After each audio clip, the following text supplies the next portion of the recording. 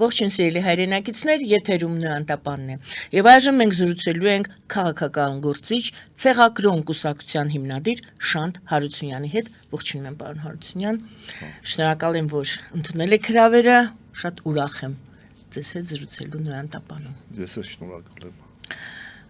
Առաջին համաշխարհայինից առաջ ստեղծված իրավիճակի հետ են համեմատում այն, ինչին այսօր բոլորս ականատես ենք։ Խոսում են նոր անտանտի ձևավորման մասին։ Այս ամեն ինչը վերաբերում է նրան, թե ինչպիսի նոր հարաբերություններ են ստեղծվում Արևմուտքում Եվրոմիության, եվրոպական երկրների եւ Միացյալ Նահանգների հետ։ Խոսում են անգամ միջազգային կարգի քայքայման մասին։ Ձեր գնահատմամբ դուք ինչպես կգնահատեք այն, ինչ այսօր տեղի է ունենում։ Նախ միջև իմ դիրքորոշումը ասել եմ, մի հատ ուզեմ կարծիքս ասեմ, այս որ նայում եմ քաղաքական դաշտում, որ խոսում են մեկնաբանություններ են անում, զարմանում եմ, էլի ոնց որ կիլոմետրով քաղաքականությունից հեռու մարդիկ են, ընդ դաժե քաղաքագետի դիպլոմով մարդիկ կան, որ իրանց բառապաշարով ասեմ դուրս բրծուկ կարելի է իրանց ասել, քաղաքական դաշտի դուրս բրծուկներ են, որոնք ունեն քաղաքագետի դիպլոմ, չգիտեմ, քաղաքագիտության դոկտոր կամ տեխնացու բան, դրանց բոլորի այդ ձգտեցի բոլորինը չեմ կարող ասեմ նայել եմ, բայց շատերինը նայեցի, ոչ մի ձևի լուրջ, ասենք մեկնաբանություն չտեսա, իսկ իմ կարծիքը, որ ես այդ Տրամպի քաղաքականության մասին չէ, հիմա ինչ որ դուք ասցիք, ըստ էության Ուկրաինայի հետ կապված այդ միջազգային հարաբերությունները, ես որոշ չափով ոչ թե անտանտի հետ ես կտանեմ զուգահեռ կամ մինչև առաջի համաշխարհային, այլ ճիշտ հակառակը կտանեմ առաջի համաշխարհային պատերազմից հետո իրավիճակին կարամ նմանացնեմ։ Հիմա տեսեք, ասենք ու ինչ որ հիմա ես ասում եմ, ես նաև տեսա, որ օրինակ այն շվեցը կա, որ կագեբեշնիկ ա եղել, չէ, սաղուր է խոսում մեկնաբանում, ասենք նա էլ անկապ մեկնաբանություններ տվեց։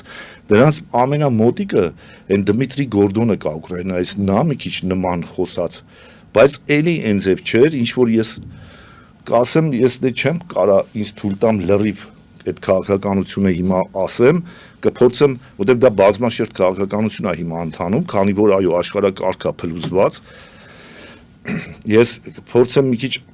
Տրամպի անձի հետ պայմանավորեմ, խորքային մոմենտները այդքան չեմ ասի, բայց ամեն դեպքում կմեկնաբանեմ ինչա տեղի ունեցել։ Նախ որպեսի այսօրվա Տրամպի քաղաքականությունը, ասենք շատերը օրինակ ասում են Պուտինի ագենտն է, KGB-ի, չգիտեմ, բայց ծիծաղելի բան էր, որտեվ Ամերիկան այնձևի երկիր է, որ եթե նույնիսկ ես ոչ թե բացառում եմ, որ կարա ագենտը լինի, դա բացառված է, բայց ենթադրենք, եթե նույնիսկ ղեկավարը լինի KGB ագենտ, միևնույն է Ամերիկայի համակարգը դրան ծառայեցնելու է իր պետության ազգային շահերը սպասարկելու համար։ Ամերիկայի պետության մեջ չէ, բայց այլ երկրներում շատ են եղել, որ KGB ագենտ են եղել, բայց Ամերիկայի շահերն են սպասարկել կամ դաշնակցել, օրինակ Վալենսան ինքը, հետո Խոստովանես Լեխ Վալենսան, որը հակասովետ էր եղել, հետո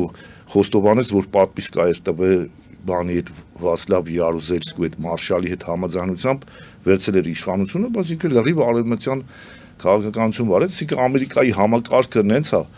որ իր համար ու դաժե ծիծաղելի է քննարկել, որ ընդ կարա մի հատ KGB ագենտ էլի կամ որևէ KGB ագենտ կարողանա Ամերիկայի շահերին դեմ է թա հենց։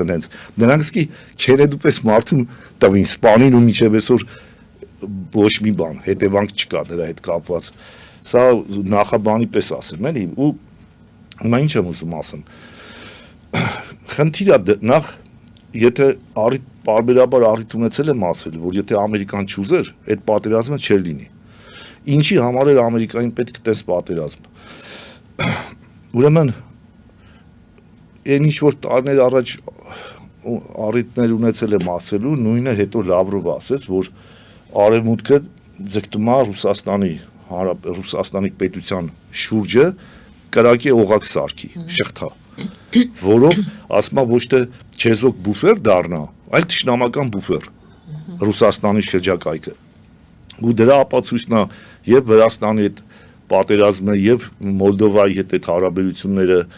եւ Ուկրաինայի հետ պատերազմը, այսինքն ստրատեգիական առումով Ամերիկային դա պետք էր։ Ես նաև մտածում եի, որ առնվազն պետքա մի 3.5 տարի էս կռիվը հետ, հա, ինչի համար էի հաշվել 3.5 տարի, որտեվ երբ որ ես նայեցի երկրորդ համաշխարհային պատերազմում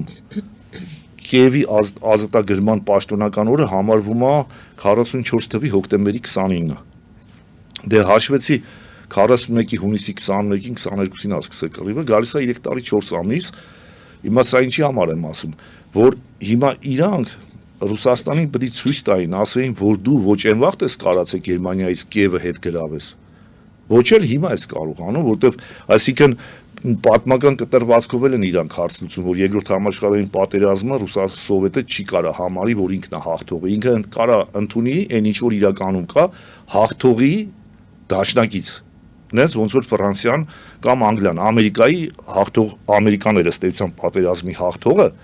սրանք որպես դաշնակիցներ էին։ Բայց Ռուսաստանը միշտ ներկայացնում էր, որ ինքն է գլխավոր հաղթողը Գերմանիայի։ Հիմա դրա համար նաև, այսինքն ոչ միայն այսօրվա խնդիր կա, որ իրանց մի քանի, որտեվ գերտերությունները ստրատեգիական ու տակտիկական մի քանի խնդիրներ միանգամից փորձում են լուծեն եւ պատմական կտրվածքով իրանք հիմա ապացուցեցին, որ Ռուսաստանը մենակ մի հատ Ուկրաինայից չի կարողանում Կիև գրավի։ Իսկ նա ոնց կարա Գերմանիայից գրավեր Կիևը, որը 3 տարի 4 ամիս տևելուց հետո այդ ժամանակ ասենք մի 50 երկիր օգտվում էին Սովետին, որ նա կարողացավ Կիևը գրավի ըստ իր ազատագրի, էլի գերմանացիներից։ Հիմա դա էլ չի կարողանում, ես մտածում եմ, որ առնվազն մի 3 տարուկես պետք է կռիվը թողեն, որ ինքը ընդունի, որ ինքը մենակով չի կարա, ոչ էլ վաղտա կարողացել։ Հիմա բացի դա, նաև կար Ռուսաստանի մաշեցման Փակագծերում նշենք, որ այն ժամանակ Սովետ միություն է եղել, մենակ Ռուսաստանը չի եղել։ Այսօր բայց Սովետ միության մեջ 9 միլիոն ուկրաինացի ա զոհ տվել։ Ուկրաինացիները իրանց հետ կար։ Հիշենք, չմոռանանք։ Հա, դե ես այդ նրբությունները որ ասեմ, Ռուսաստանը ավելի վատ վիճակում կարան ներկայացնեմ, ես ուղղակի 4 փաստ եմ ասում։ Հիմա թե ուկրաինացիներ են կռվել, հայերն են կռվել, բանման, դա թողենք։ Ես ասում եմ փաստը, որ ինքը այդ պատմական առումով էլ դա հերքելու խնդիր են լուծում։ Պլյուս դրան, իրանք նաև Ռուսաստանին մաշեցնելու խնդիր են լուծում։ Եվ տնտեսապես, եւ ռազմականապես, եւ բարոյապես, ոչ են բազմաթիվ ասպեկտներով Ռուսաստանին մաշեցնում են։ Մյուս կողմից նաև իրանք էսի կարելի է դիտել ռազմետկա զբոյը, ասենք ուրիշի միջոցով, ասենք Ռուսաստանի ռազմական պոտենցիալն են հաշվում, ոչ միայն ներկայում ինչ ունի, այլև ինչ կարա 10 տարվա կտրվածքով ունենա, այս առումով այս ամեն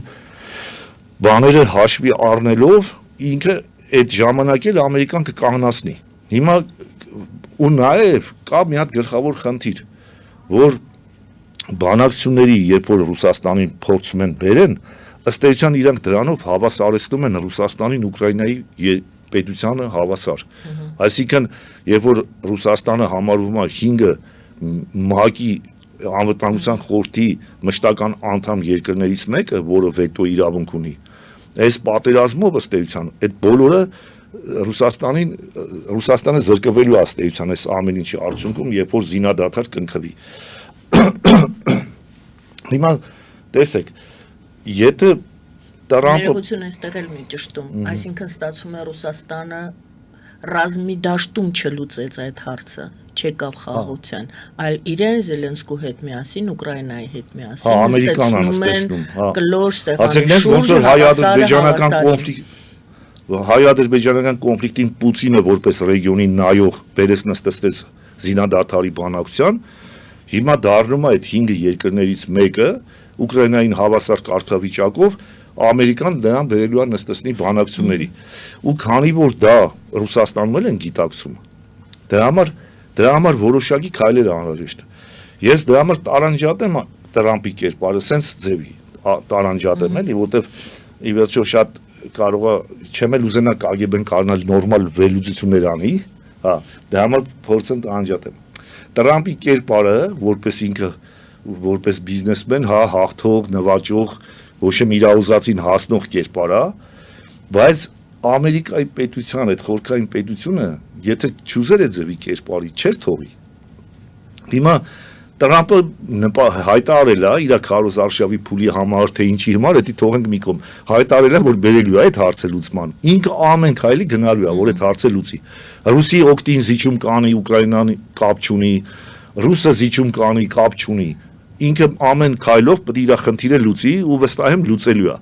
Բայց դե ուրիշ հարց կա։ Ամերիկյան խորքային քաղաքականությանը արդյոք ձեռնտու է Տրամպի ձգտումները, թե չէ։ Ես միանշանակ պնդում եմ, որ ձեռնտու է։ Հիմա տեսեք, շատերը Եվրոպաբան չէ դժգոհում են, ասում են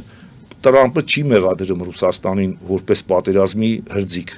չէ՞։ Ինքը տենց հայտարարություններ արել, չգիտեմ դուք լսել եք թե չէ։ Ասում են Ռուսաստանը մեղավոր չի, ավելի շատ տանում է Արևմուտքի Ուկրաինայի վրա, դու մեղադրում են։ Ես ինչի եմ ասում հետ առաջի համաշխարհային հետ պատերազմյան տարիները, ուրեմն գոյություն ունի Վերսալ Վաշինգտոնյան սիստեմ։ Խաղաղության, հաշտության սիստեմ գոյություն ունի, որը բաղկացած է Վերսալի պայմանագրից, առաջի համաշխարհայինից հետո առաջացած, որին Ամերիկան չմասնակցեց։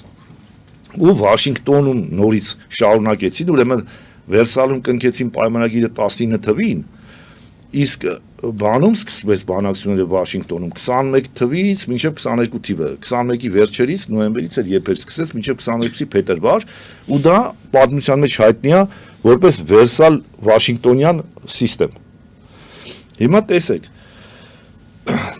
նախ հետարքիր մի հատ փաստ ասեմ, Ամերիկան իր սաղ պատմության ընթացքում ընդամենը մի 10 երկրի է պատերազմ հայտարարել, 10 թե 11, ես վերջերս նայեցի, լավ չեմ հիշում։ Ուրեմն տեսեք, առաջի համաշխարհայինում Ամերիկան երբ մտավ պատերազմի մեջ 14 թվի ապրիլ ամիսն էր ոնց որ պաշտոնապես որ պատերազմ հայտարարեց 17 թվի, հա, 3 տարի կռիվը գնում էր Անտանտի երկրների ու ասենք գերմանական բլոկի մեջ, ինքը 17 թվի ապրիլին Գերմանիային պատերազմ հայտարարեց, դեկտեմբերին Ավստրիա-Հունգարիային պատերազմ հայտարարեց 17 թվի, որ մի 8-10 ամիս հետո կռիվը բրծավել։ Ու ինքը Հունգարիային պատերազմ հայտարարելու փաստարկը բերեց այն, որ Ավստրիա-Հունգարիան աջակցում է գերմանական բանակին SSS բաներով, ուստի ինքը ստիպված նաև Ավստրիա-Հունգարիային է հայտարարում պատերազմ։ Բայց այդ բլոկում կար նաև Բուլղարիան եւ կար Թուրքիան։ Ինքը ոչ Թուրքիային է պատերազմ հայտարարել, ոչ Բուլղարիային, առաջի համաշխարհային մասն եմ ասում։ Ինչի համար Ամերիկայի այս պոլիտիկան, որ ինքը շատ հաճախ կարողանա արբիտրի կարգավիճակ ունենա, որպես չեզոք։ Դրա համար օրինակ շատերս որ ասում են, չէ, Վիլսոնյան իրավարար վճիռ բան, քանի որ ինքը Թուրքիային պատերազմ չէր հայտարարել, պաշտոնապես չէր գտնվում Թուրքիայի պատերազմի մեջ, ուստի Իրան առաջարկվում էր, որ ինքը լինի արբիտր։ Ինքը շատ հարցերում ասեմ, այդ նրբությունները այնքան խելոք է խաղում, նույնիսկ կռվող թշնամների դեմ, նստում հաշվում է, ինքը Գերմանիան գլխավոր մրցակից էր, ինքը լավ էր հասկանում հիմնական համաշխարհային որպես գեոպոլիտիկ լիդեր, իր համար կարար Գերմանիան լիներ։ Իսկ Ավստրիա-Հունգարիան նա հաշվել էր, որ պատերազմից հետո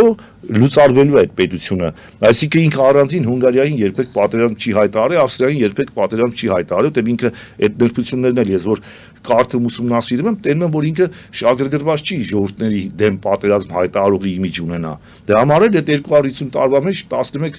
պատերազմական հայտարարություն ունի արած, ու որպես կանոն հիմնականում Իրան են հայտարարել, հետո է ինքը հայտարարել։ Հիմա տեսեք, ինքը չեզոքությունը երբ որ Թուրքիայի հանդեպ ուներ, ուստի Թուրքիան համաձայն էր հայ-թուրքական հարցի արբիտր ճանաչի Ամերիկային։ Հիմա Տրամպը ինչ անում։ Տրամպը ես վստահ եմ ինքը չի հասկանում այդ խորությամբ չգիտի, բայց ինքը նա ունի սավետնիկներ, որոնք այդ խորքային պետության մեջ եմ ասում, էլի որ կան, որոնք շատ լավ քաղաքականությունը ոչ միայն գիտեն, այլև իրանք այդ շարունակողն են այդ ոնց որ հիմնադրվել է Ամերիկայի այդ մոտեցումը, ասենք 100 տարի առաջ, 150 տարի առաջ, չէ՞։ Այդ մոտեցումը կրող մարդիկ կան, որոնք համ տեղակ են, համ շարունակում են այդ քաղաքականությունը, որ իրանք այսօր, ասենք Տրամպին ասում են հել ասա, որ Ռուսաստանը մեղավոր չի։ Հա, նաև ասեմ, օրինակ Վերսալում Ամերիկան երբ որ չստորագրեց, ճիշտ է, իր խորքային առումով իրան ձեռնտու չէր, որ այդտեղ առաջի ջութակ, այսինքն լիդեր Բրիտանիան էր հանդես գալի, Ֆրանսիայի հետ միասին, իրան դա ձեռնտու չէր, որ բրիտանական պայմաններով կամ ֆրանս-բրիտանական պայմաններով ինքը գար այդ հաշտության պայմանագիրը Վերսալում ստորագրեր։ Բայց ինքը նաև խելոք խոդ արեց։ Ինքը հիմնավորեց ոչ թե որ դուք լիդեր եք, ես ձեզ չեմ ուզում։ Ինքը ասեց ես գլխավոր մեղավոր Գերմանիային չեմ համարում։ Իսկ Վերսալի պայմանագրով Բրիտանիան, Ֆրանսիան, Ճապոնիան, Իտալիան համար 1 կետը առաջի, որ սկսեցին հաշտության պայմանագիրը, գրեցին, որ առաջի համաշխարհային պատերազմի գլխավոր ու հիմնական մեղավոր եղել է Գերմանիան, որը շատ ասում են անարդարացի է, այտենց համարել է, պատմությունը տենց է ֆիքսում է, որի հետևանքով էլ ասում են Հիտլեր ծնվեց, որտեղ Գերմանիայի նկատմամբ անարդարացի վարվեցին։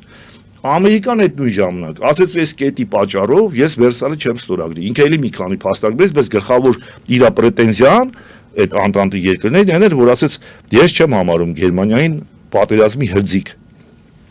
Հետո ինքը դրա համար Վաշինգտոնյան այդ համակարգում Գերմանիայի հետ կնքեց հաշտություն։ Հիմա որ ես նայում եմ,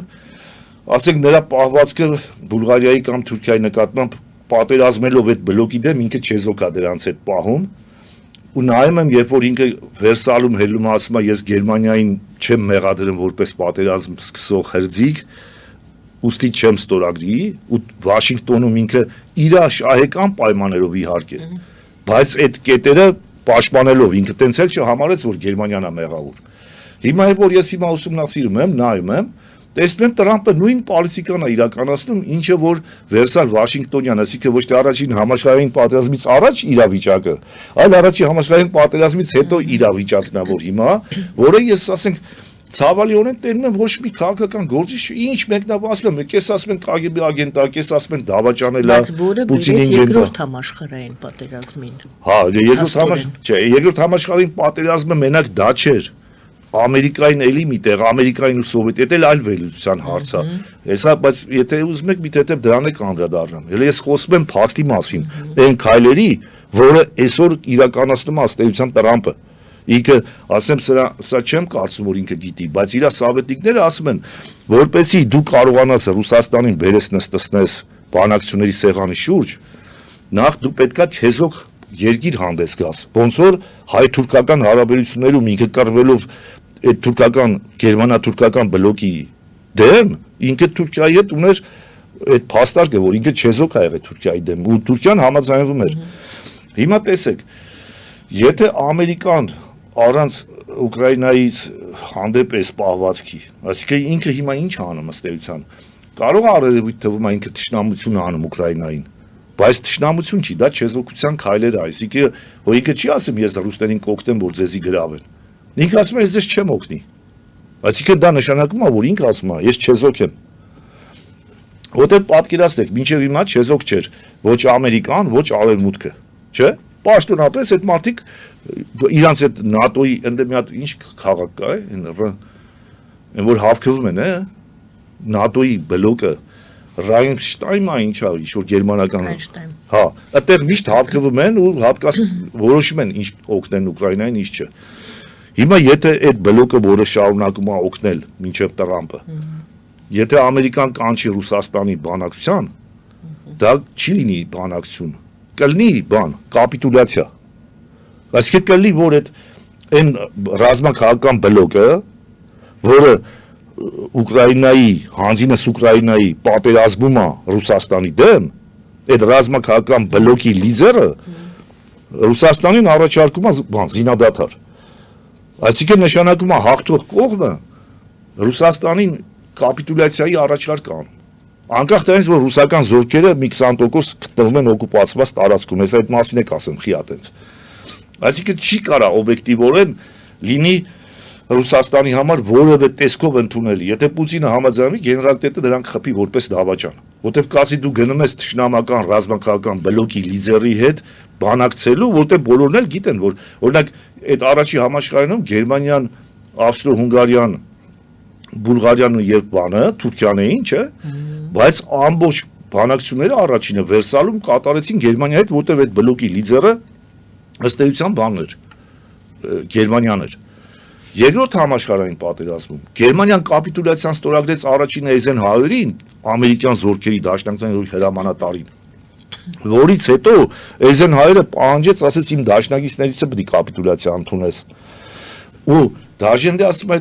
Մարշալ ֆելդմարշալ Կեյտելը, որ տերմա Ֆրանսիայի գեներալը կայնած ասում է չհասկացա, ես պետք է իրանց էլ ընդունեմ կապիտուլյացիա, երբ որ իմ զորքերը մինչև Փարիզի տակ կայնած են, Eisenhower ասում է, հա, պետք է ընդունես, որտեղ նա իմ դաշնակիցն է։ Հիմա եթե Ամերիկան նստի Ռուսաստանի հետ բանակցությունների, լինելով արևմտամետ այդ ռազմաքաղաքական բլոկի լիդերը, որ Ռուսաստանի հետ նստի բանակցության, ինչ որ բան որ ստորագրեն, դրանից հետո ըստ էության դա կապիտուլյացիայի պես բան կլինի, դրանից հետո Ամերիկան կարա պահանջի հերթով Ուկրաինայից սկսած, Ֆրանսիայից վերջացած բոլորի հետ ստորագրի, որտեղ իրանք մի բլոկի ներկայացուցիչ չեն։ Ու դա ռեալ առումով բացառված է, որ տես բան տեղի ունենա։ Որպեսզի դրա համար կարողանան բերեն նստեցնեն Ռուսաստանի բանակցության սեղանի շուրջ, դրա համար պետք է որ Ամերիկան լինի չեզոք, այսքան երկար խոսացի հիմնավորելու համար ինչի է պետք Ամերիկային լինել չեզոք, որպեսզի նա կարողանա նստեցնի բանակցային սեղանի շուրջ։ Բայց դե մի հատ նրբություն կա, ինքը մի հատ երբ որ Լավրովից հետ հանդիպան, իրանք շոշափեցին ռուսը ինչի է ընդունակ զիջման, ինչին ընդունակ չի զիջման, այդ որ հանդիպան է, չգիտեմ, այլ Ռիադում էր, որտեղ Դուբայում էր, որտեղ, որից հետո կանչին Զելենսկուն, ցուցաբերական, որ Պուտինենք նստեն տենան, որ այդ ինչ որ դուք ասել եք, այս մարդը համաձայն չի, շարունակելու է կռիվը։ Հիմա ինքը ասում է ես չեմ օգտելու, որպեսզի ամբողջ աշխարհին ցույց տա պաշտոնապես, որ ինքը չեզոք է, որ ինքը այսինքն իրավունք ունի բանակցություններ կազմակերպի, ու դա Ռուսաստանի համար կապիտուլյացիայի առաջարկ չի։ Բայց մյուս կողմից իրան պետք է որ Եվրոպան, Արևմուտքը կամ Ճապոնիան, Ավստրալիան այդ բլոկը շարունակի Ուկրաինային օգնել, որպեսզի ռուսը նորից այդ վայնայի նայստաշչենի այդ մաշեցման պատերազմով, որտեղ ռուսական ժողովրդին ինքը բացայտ ըստ էության ասում է շանս կա կռիվը կայնստելու զոհեր չտալու, հիմա Պուտինին դնում է տուպիկ։ Այսինքն Պուտինը դառնում է ինքնանպատակ, հա, ուզում է կռվի,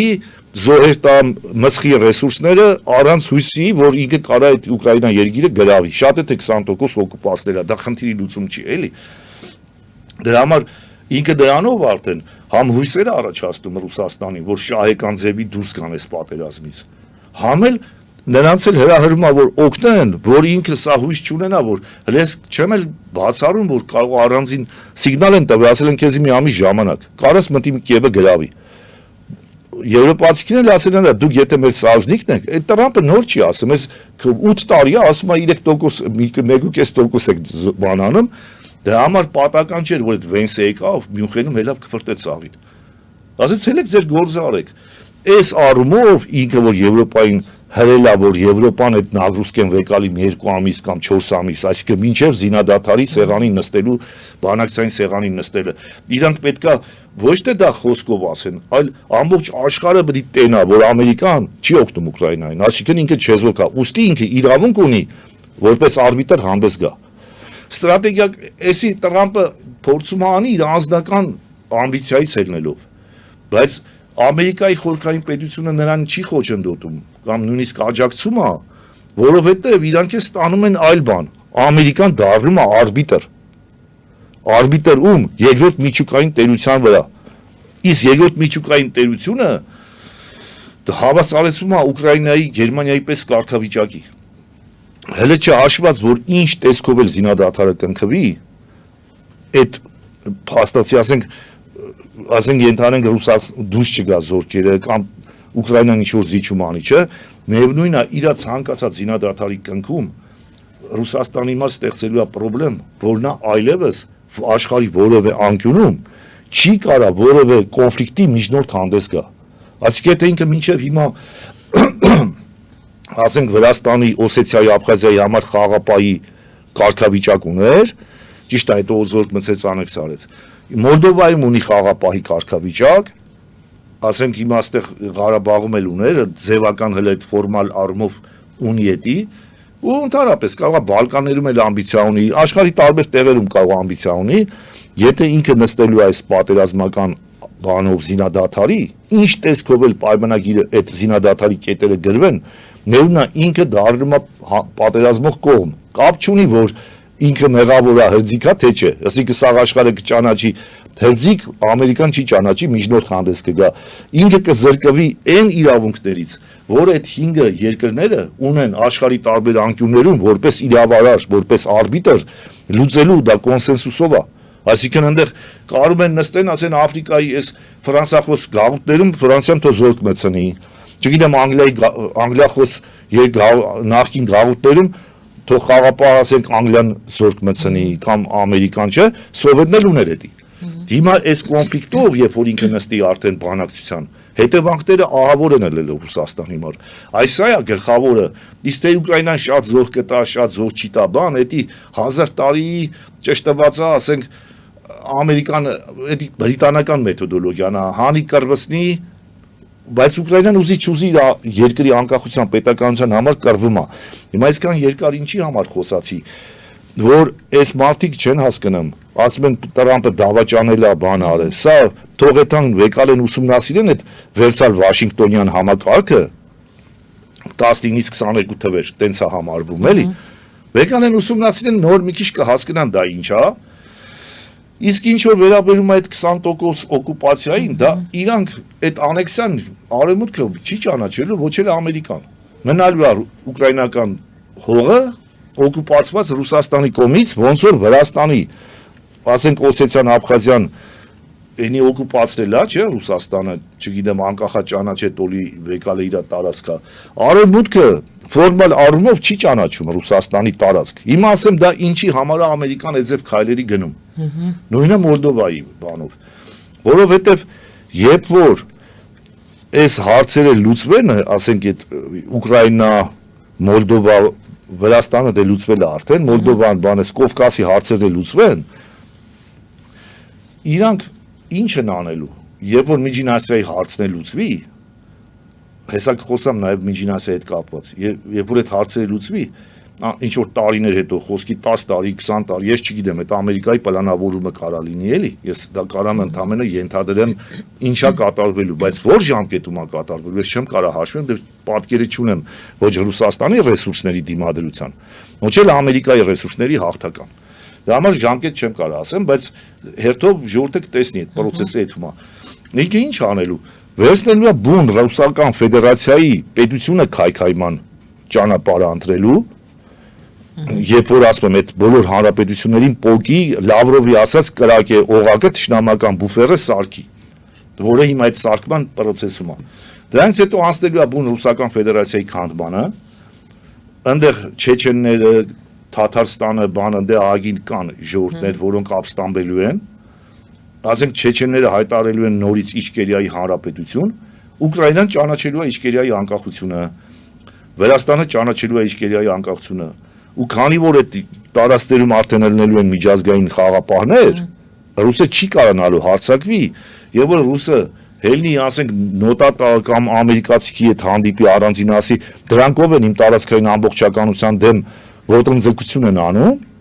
Տրամպը չէ, որովհետեւ ամերիկյան ղեկավար էլի, ասենք 20 տարի հետո։ Ասելու ախպեր, դու օկուպացրել ես Ուկրաինայից 20%, չես ճանաչում իր տարածքային ամբողջականությունը, ինքն էլ չի ճանաչում քոնը, ինչ ես ուզում։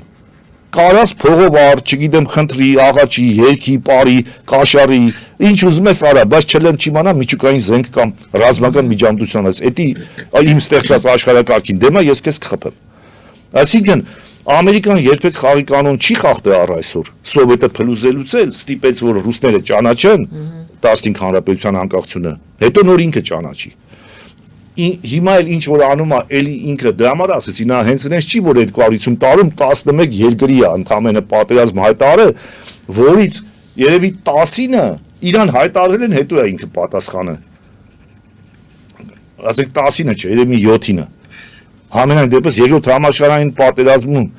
ինքը վերջի անգամ պատերազմը հայտարարել է երկրորդ համաշխարհային պատերազմում Տիկինգանը։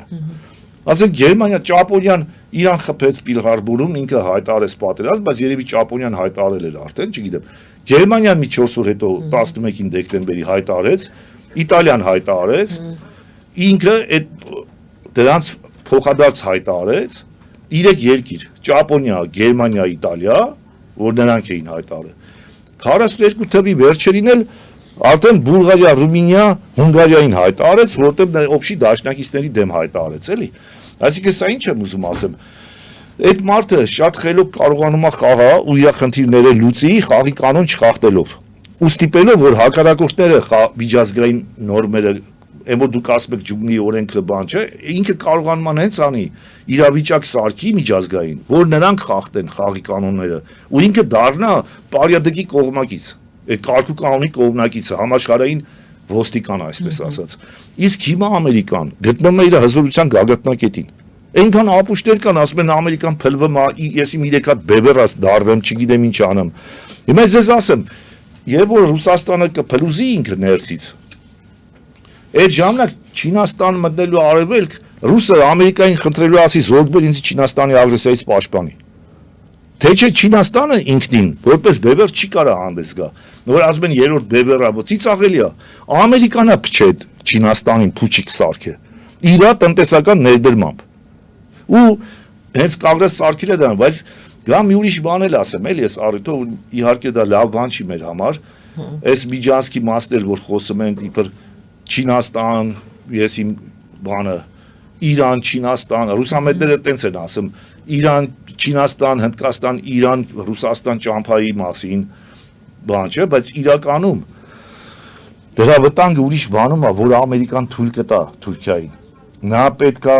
միջազգային այս միջանցքը, ես էլի առիթ ունեցել եմ, կարծեմ ձեր մոտ թե որ դե ասեմ, այդ միջանցքը Ամերիկան կարող է աշկա փագում, որտեղ ամերիկացի կասել են իրան կողմ են, էլի։ Շատերին թվում է դե մետաքսի ճանապարհի իբր թե չգիտեմ ինչ առևտրական տնտեսական չէ, բայց դա Թուրքիային պետքա որ նայթամ Ադրբեջանով միանա Միջին Ասիային, որ Միջին Ասիայից Միջին Ասիային հանի Ռուսաստանի դեմ։ Դա Ամերիկայի ստրատեգիական շահերի մեջ մտած տեղավորվող սցենար է։ Բացի Միջին Ասիան, դրանից հետո, դա անելուց հետո, այս Ադրբեջանի միջոցով Թուրքիան Չեչնիա, Դաղստան, բան Հյուսային Կովկասը ապստամբսնի, այն ինչ որ նոր մի քիչ առաջ ասում էի, մի կողմից ապստամբսնելու է Ամերիկան Թուրքիայի ձեռքով։ Մյուս կողմից, ասենք Ուկրաինայի, Վրաստանի, Մոլդովայի ձեռքով էլ ճանաչելու է Իչկերիայի նման պետությունների անկախությունը, իրավական տեսք է տալու այդ փլուզմանը, ինքն էլ չճանաչելով։ Դա համար եմ ասում, Ամերիկան խաղի կանոն չի խախտում, բայց ինքը Ռուսին ասելու ախպեր, դու նրա տարածքային ամբողջականությունն ես բան արել, ոտնահարել, չես ճանաչել տարածքը։ Նա էլ քոնն է անում, համարժեք բան է անում, բայց չեմ չիմանամ, հանգած փորձես այդ երկրների վրա խփես։ Այս ամբողջ այս process-ը մի հատ ճիշտ հարցի կարելի։ Փաստորեն Թուրքիան մեծ Թուրանի մասին է խոսում, երբ որ Զանգեզուրի միջանցքի մասին է խոսում։ Դուք ասում եք, որ Միացյալ Նահանգներին ձեռք է տալիս այդ մեծ Թուրան կոչվածը։ Այս փուլում չէ, հիմա փուլը չկա, եթե եղավ, չէ, տենց չի, որտեղ դա ապացուցված է։ Մինոտ ասեմ էլի, ապացուցված է դա երկրորդ համաշխարհային պատերազմից հետո։ Երբ որ Չերչիլն ու Ռուզվելտը բանակցում էին դեսանտ իջեցնեն Եվրոպա մայրցամաքում Գերմանիայի դեմ, Չերչիլը պնդում էր դեսանտ իջեցնեն Բալկաններում։ Ամերիկացիք ասում էին Նորմանդիայում իջացնենք Ֆրանսիայի ափերին։ Չերչիլը ուզում էր Բալկաններում ափիչստի, որպեսի իր կայսրության ազդեցություն տակ եղած երկրներ, ասենք Չեխոսլովակիան, Լեհաստանը, բանը մնա նորից իր ազդեցության տակ։ Որտեղ դրանց էմիգրանտական կառավարությունները Բենեշը, Մենեշը, Լեհի, Սպիտակ Լեհեր բան էին գտնվում։ Հիմա այդ ժամանակ ես որ կարդացի Ռուզվելտի գիրքը, ասում է բանակցություններից հետո Ռուզվելտը իր սաբետնիկների հետ որ խոսում է, ասում է սրան նայի, ասում է, ուզում է ամերիկյան զինվորի արյան գնով վերականգնի արևելյան ու կենտրոնական Եվրոպայում բրիտանական կայսրության ազդեցությունը։ Ասում է ինձ դա անընդունելի, ավելի լավ ասում այս տարածքները հանձնեմ Ստալինին, սովետական միությանը, հետո սովետից ես հետ կգրավեմ։ Հիմա սա ինչ եմ ասում, եթե որտեվ ամերիկացիք միշտ իհարկե բրիտանացիք են տենց, բայց Ամերիկան իրանց մեթոդի մեջ գերազանցեց։ Միշտ կարողանում են գլխավորն ու երկրորդականը իրարից տարբերել։ Ու երբ որ գլխավորը ընտրում են թե ինչն է իրանց համար, որ դա պետք է լուծեն, գործիքների մեջ խտրություն չեն դնում մեթոդների մեջ։ Այդ խնդիրը պետք է անպայման լուծեն։ Դա համար իրանք այդ բրիտանական կայսրությունը, քանի որ իր սազնիկներ ու ինքը չէր կարա դա գրավեր Սազնիչեստվայի հետ կապված, էլի որ չելներ դավաճանում է, խախտում է Սազնիչեստվան։ Դրա հետ կապված կարամ ես օրինակ Սիրիայի դեպքը ասեմ, ինչի Ֆրանսիան որոշակի ազդեցություն պահպանեց։ Սիրիան ու Լիբանանը ֆրանսիական առաջի համաշխարհից հետո այդ պայմանագրերով ֆրանսիական մանդատի տակ էին։ Երբ որ դաշնակիցները սկսան ափիչնել Սիրիան, Լիբանանը վերցնելու, այդ ժամանակ որպես Դաշնակցային զորքերի գլավնակամանդուշի ամերիկյան շտաբը, Eisenhower-ի շտաբը, բանը հրաման տվեց պարետային ժամ մտցնեն Դամասկոսում, Հալեպում բանում, այդ սիրիական քաղաքներում բանում, պարետային ժամ մտցնեն, բանի Դեգոլի գեներալները, որ ինքը փոքրականակ զորք ուներ, շատ փոքր էր իր մասնակցությունը, մի 2 թե 4 դիվիզիա էր այդ բախտերը, բայց սաղ Սիրիայում չէին, աշխարհի տարբեր, ասենք Ալժիրում էին բան։ Այս ժամանակ ինչ էր, ֆրանսիացիները ասին ախպեր, անգլո-ամերիկյան զորքերն են այսօր Սիրիա մտել, Սիրիա Լիբանան, իրանք են օկուպացրել, ոնց որ էլ մենք ստե չունենք ազդեցություն։ Դեգոլը ասեց, ոնց թե բան, ասին հա, ինչ անենք, Դեգոլը խելոք խոդեր արեց։ Հելավ ասեց, ինչ ա եղել, պարետային ժամ են դրել, ասենք ժամը 9-ին, այդպես ամերիկյան շտաբը, անգլո-ամերիկյան գլխավոր շտաբը, այսինքն ասեմ էլի, գլխավոր շտաբը ամերիկյաններ, կար անգլիական զորքերի շտաբ եւ ֆրանսիական զորքերի շտաբ։ Գլխավոր շտաբը որպես ամերիկյան շտաբը հրաման տվեց քաղաքացիներին, որ ժամը 9-ից հայտարարվում է պարետային ժամ եւ պարետային ժամից հետո առանց հատուկ անցաթղթի ոչ մի քաղաքացի պետք է տներից դուրս չգա, թե չէ կձերբակալվի։ Ու ասեց այդ բանը անցաթուղթեր կտա ամերիկյան բանը, այդ հրամանատարությունը իր այդ ենթակա շտաբերի հետ նաև նրանց թույլ տա, ոչ մի ինքը կորոշի էլի, ումը անցաթուղթ գիշերային տանում չտան բան։ Հիմա ֆրանսիացիք որ Դեգոլին ասին, սա ինչ խելոք խոդ արեց։ Ասեց կվեկալեք, դուք եք բանը, ժամը 10-ին էին նրանք ասել։ Դեգոլը ասեց վեկալեք, հայտարարեք Ֆրանսիայի կողմից, որ պարետային ժամը մտցվում ժամը 9-ին։ Ուրեմն տեսեք, ֆրանսիական շտաբը առանձին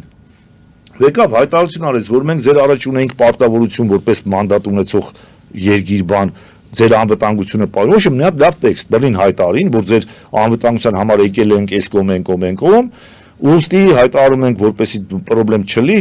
բան, պարետային ժամ ֆրանսիական կառավարության անունից ժամը 9-ից։ Անցաթուղթեն կտա ֆրանսիական շտաբը։ Հիմա այդ հայտարարությունը արեց ինքնուրույն, բան, ոնց են ասում, ինքնագլուխ էլի, առանց համաձայնեցնելու ամերիկո-անգլիական գլխավոր շտաբի հետ։ Հայտարարեց տենց,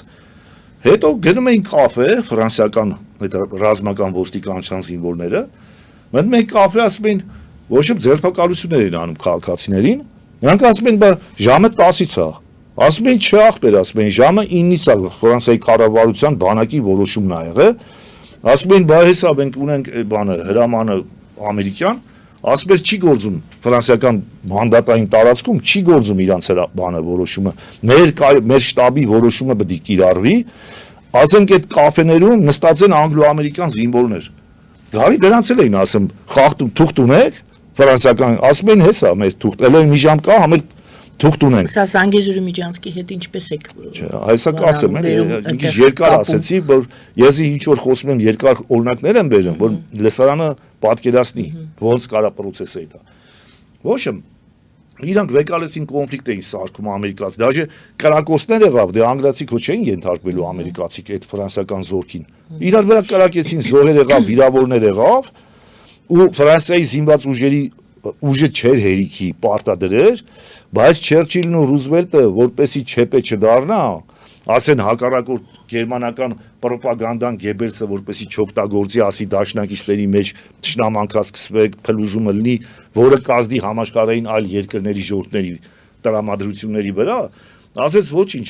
էսի կուլ տանք, հանդուրժենք, թող ֆրանսիական ուզածովը լինի։ Այսինքն Դեգոլը միտեղ ավանտուրայի գնաց, կարողացավ պահել։ Հիմա սա ինչի համար եմ ասում եմ, այդ պատմական փորձը կա, երբ որ անգլիական գաղութի, ուզում ասեմ, այդ դեպքը, որ իրանք ուզում էին Ֆրանսիայից յուրացնեին, Դեգոլը կռիվ տվեց ավանտուրիզմի դաժե միջոցով կարողացավ բանը Սիրիայի նկատմամբ առայսօր ֆրանսիական որոշակի ազդեցությունը պահի այդ ձև դեպքով, ես այդ որ նկարագրեցի ու տենց մի քանի դեպքերով։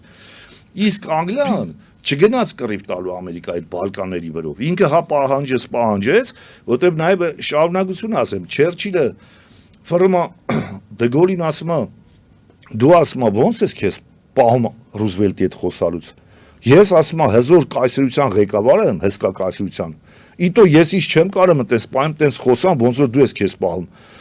Ասում եմ ճիշտ ես ասում, դու հսկա կայսրության ղեկավար ես, լիքը տեղ ունես զիջելու։ Ես կրված պետության ղեկավար եմ, ես զարդի չունեմ, տեղ չունեմ զիջելու, սա կրվել եմ։ Ես ուրիշ ձևել չեմ կարող ինձ պահեմ։ Այսինքն իր հաշվարկը, այսինքն իր ավանտուրա կոչվածը, որը կողքից թվում ավանտուրա, ինքը ուներ իր կուլ տրամաբանությունը, թե ինքը ինչ էր իրան պես պահում։ Ու երբ որ Ֆրանսիայի գենշտաբը Դեգոլին մեղադրում էր, ասում էր, «Ես եմ Չերչիլի հետ կոնֆլիկտ անում, Ռուզվելտի հետ կոնֆլիկտ անում», ասում էր, իր կողմնակիցները, իրանց շտաբը, ասում են, «Չերչիլն է քեզ տեղ տվել, Չերչիլն է քեզ ռադիո տվել, Չերչիլն է տարեկան բյուջե հատկացնում քո այդ երկու դիվիզիան, որ դու կարողանաս ֆինանսավորես, Չերչիլն է քեզ զինում»։ Դու ո՞նց ես ասում բան անում Չերչիլի հետ տենց խոսում, չհաշված, որ էլ Չերչիլին էլ չես լսում, Ռուզվելտի հետ ես տենց խոսում, մեզի կբռնեն, ասում ֆինանսավորում իսկ կզրկեն, կպրծնենք, բան։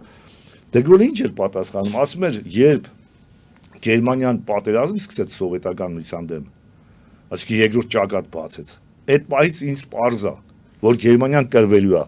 ու ես կլինեմ, թե որևէ մի հատ մայոր, ֆրանսիական բանակի մայոր, ներումն է Ֆրանսիան անկախանալու է, վերագտնելու է իր անկախությունը, վերականգնելու իր պետականությունը, բայց միայն ես կամ կլինեմ կամ ուրիշ ոչ ոք, ով կվերականգնի Ֆրանսիայի ձերժավնսը։ Ասենք տերութենականություն ասեմ, վեհություն ասեմ, վեհապետությունը։ Այն ինչը որ ըստ էության Ֆրանսիան մնաց հաղթողների մեջ, դա Դեգոլի այդ պահվածքով էր։ Հիմա սա ինչի համար եմ ասում։ Ֆրանսիան այդ ավանտուրային գնաց ու որոշակի ազդեցություն պահեց, ճիշտ է, հետագա շրջանում էր կորցնում։ Չերչիլը ռիսկ չարեց գնա ու հանձնեց Սովետին, այսինքն երբ որ Ռուզվելտը ասեց թե Սովետը գա գրավի արևելյան Եվրոպան, ես հետո հետ կգրավեմ։ Այն ինչը որ 91 թվականից սկսեց արել, 90 երբ որ Վարշավյան դագավորը ջարդրավ, ինքը հետ վեկալավ, բայց այլ արևելյան Եվրոպան անգլիական Եվրոպա չի, այլ ամերիկյան ազդեցության տակ են Լեհաստանը բանը։ Հիմա գամ մեր Սյունիքի Թուրքիային։ Եթե այսօր Ամերիկային պետքա որ Թուրքիան այդ իր ստրատեգիական խնդրի մեջ ծառայի,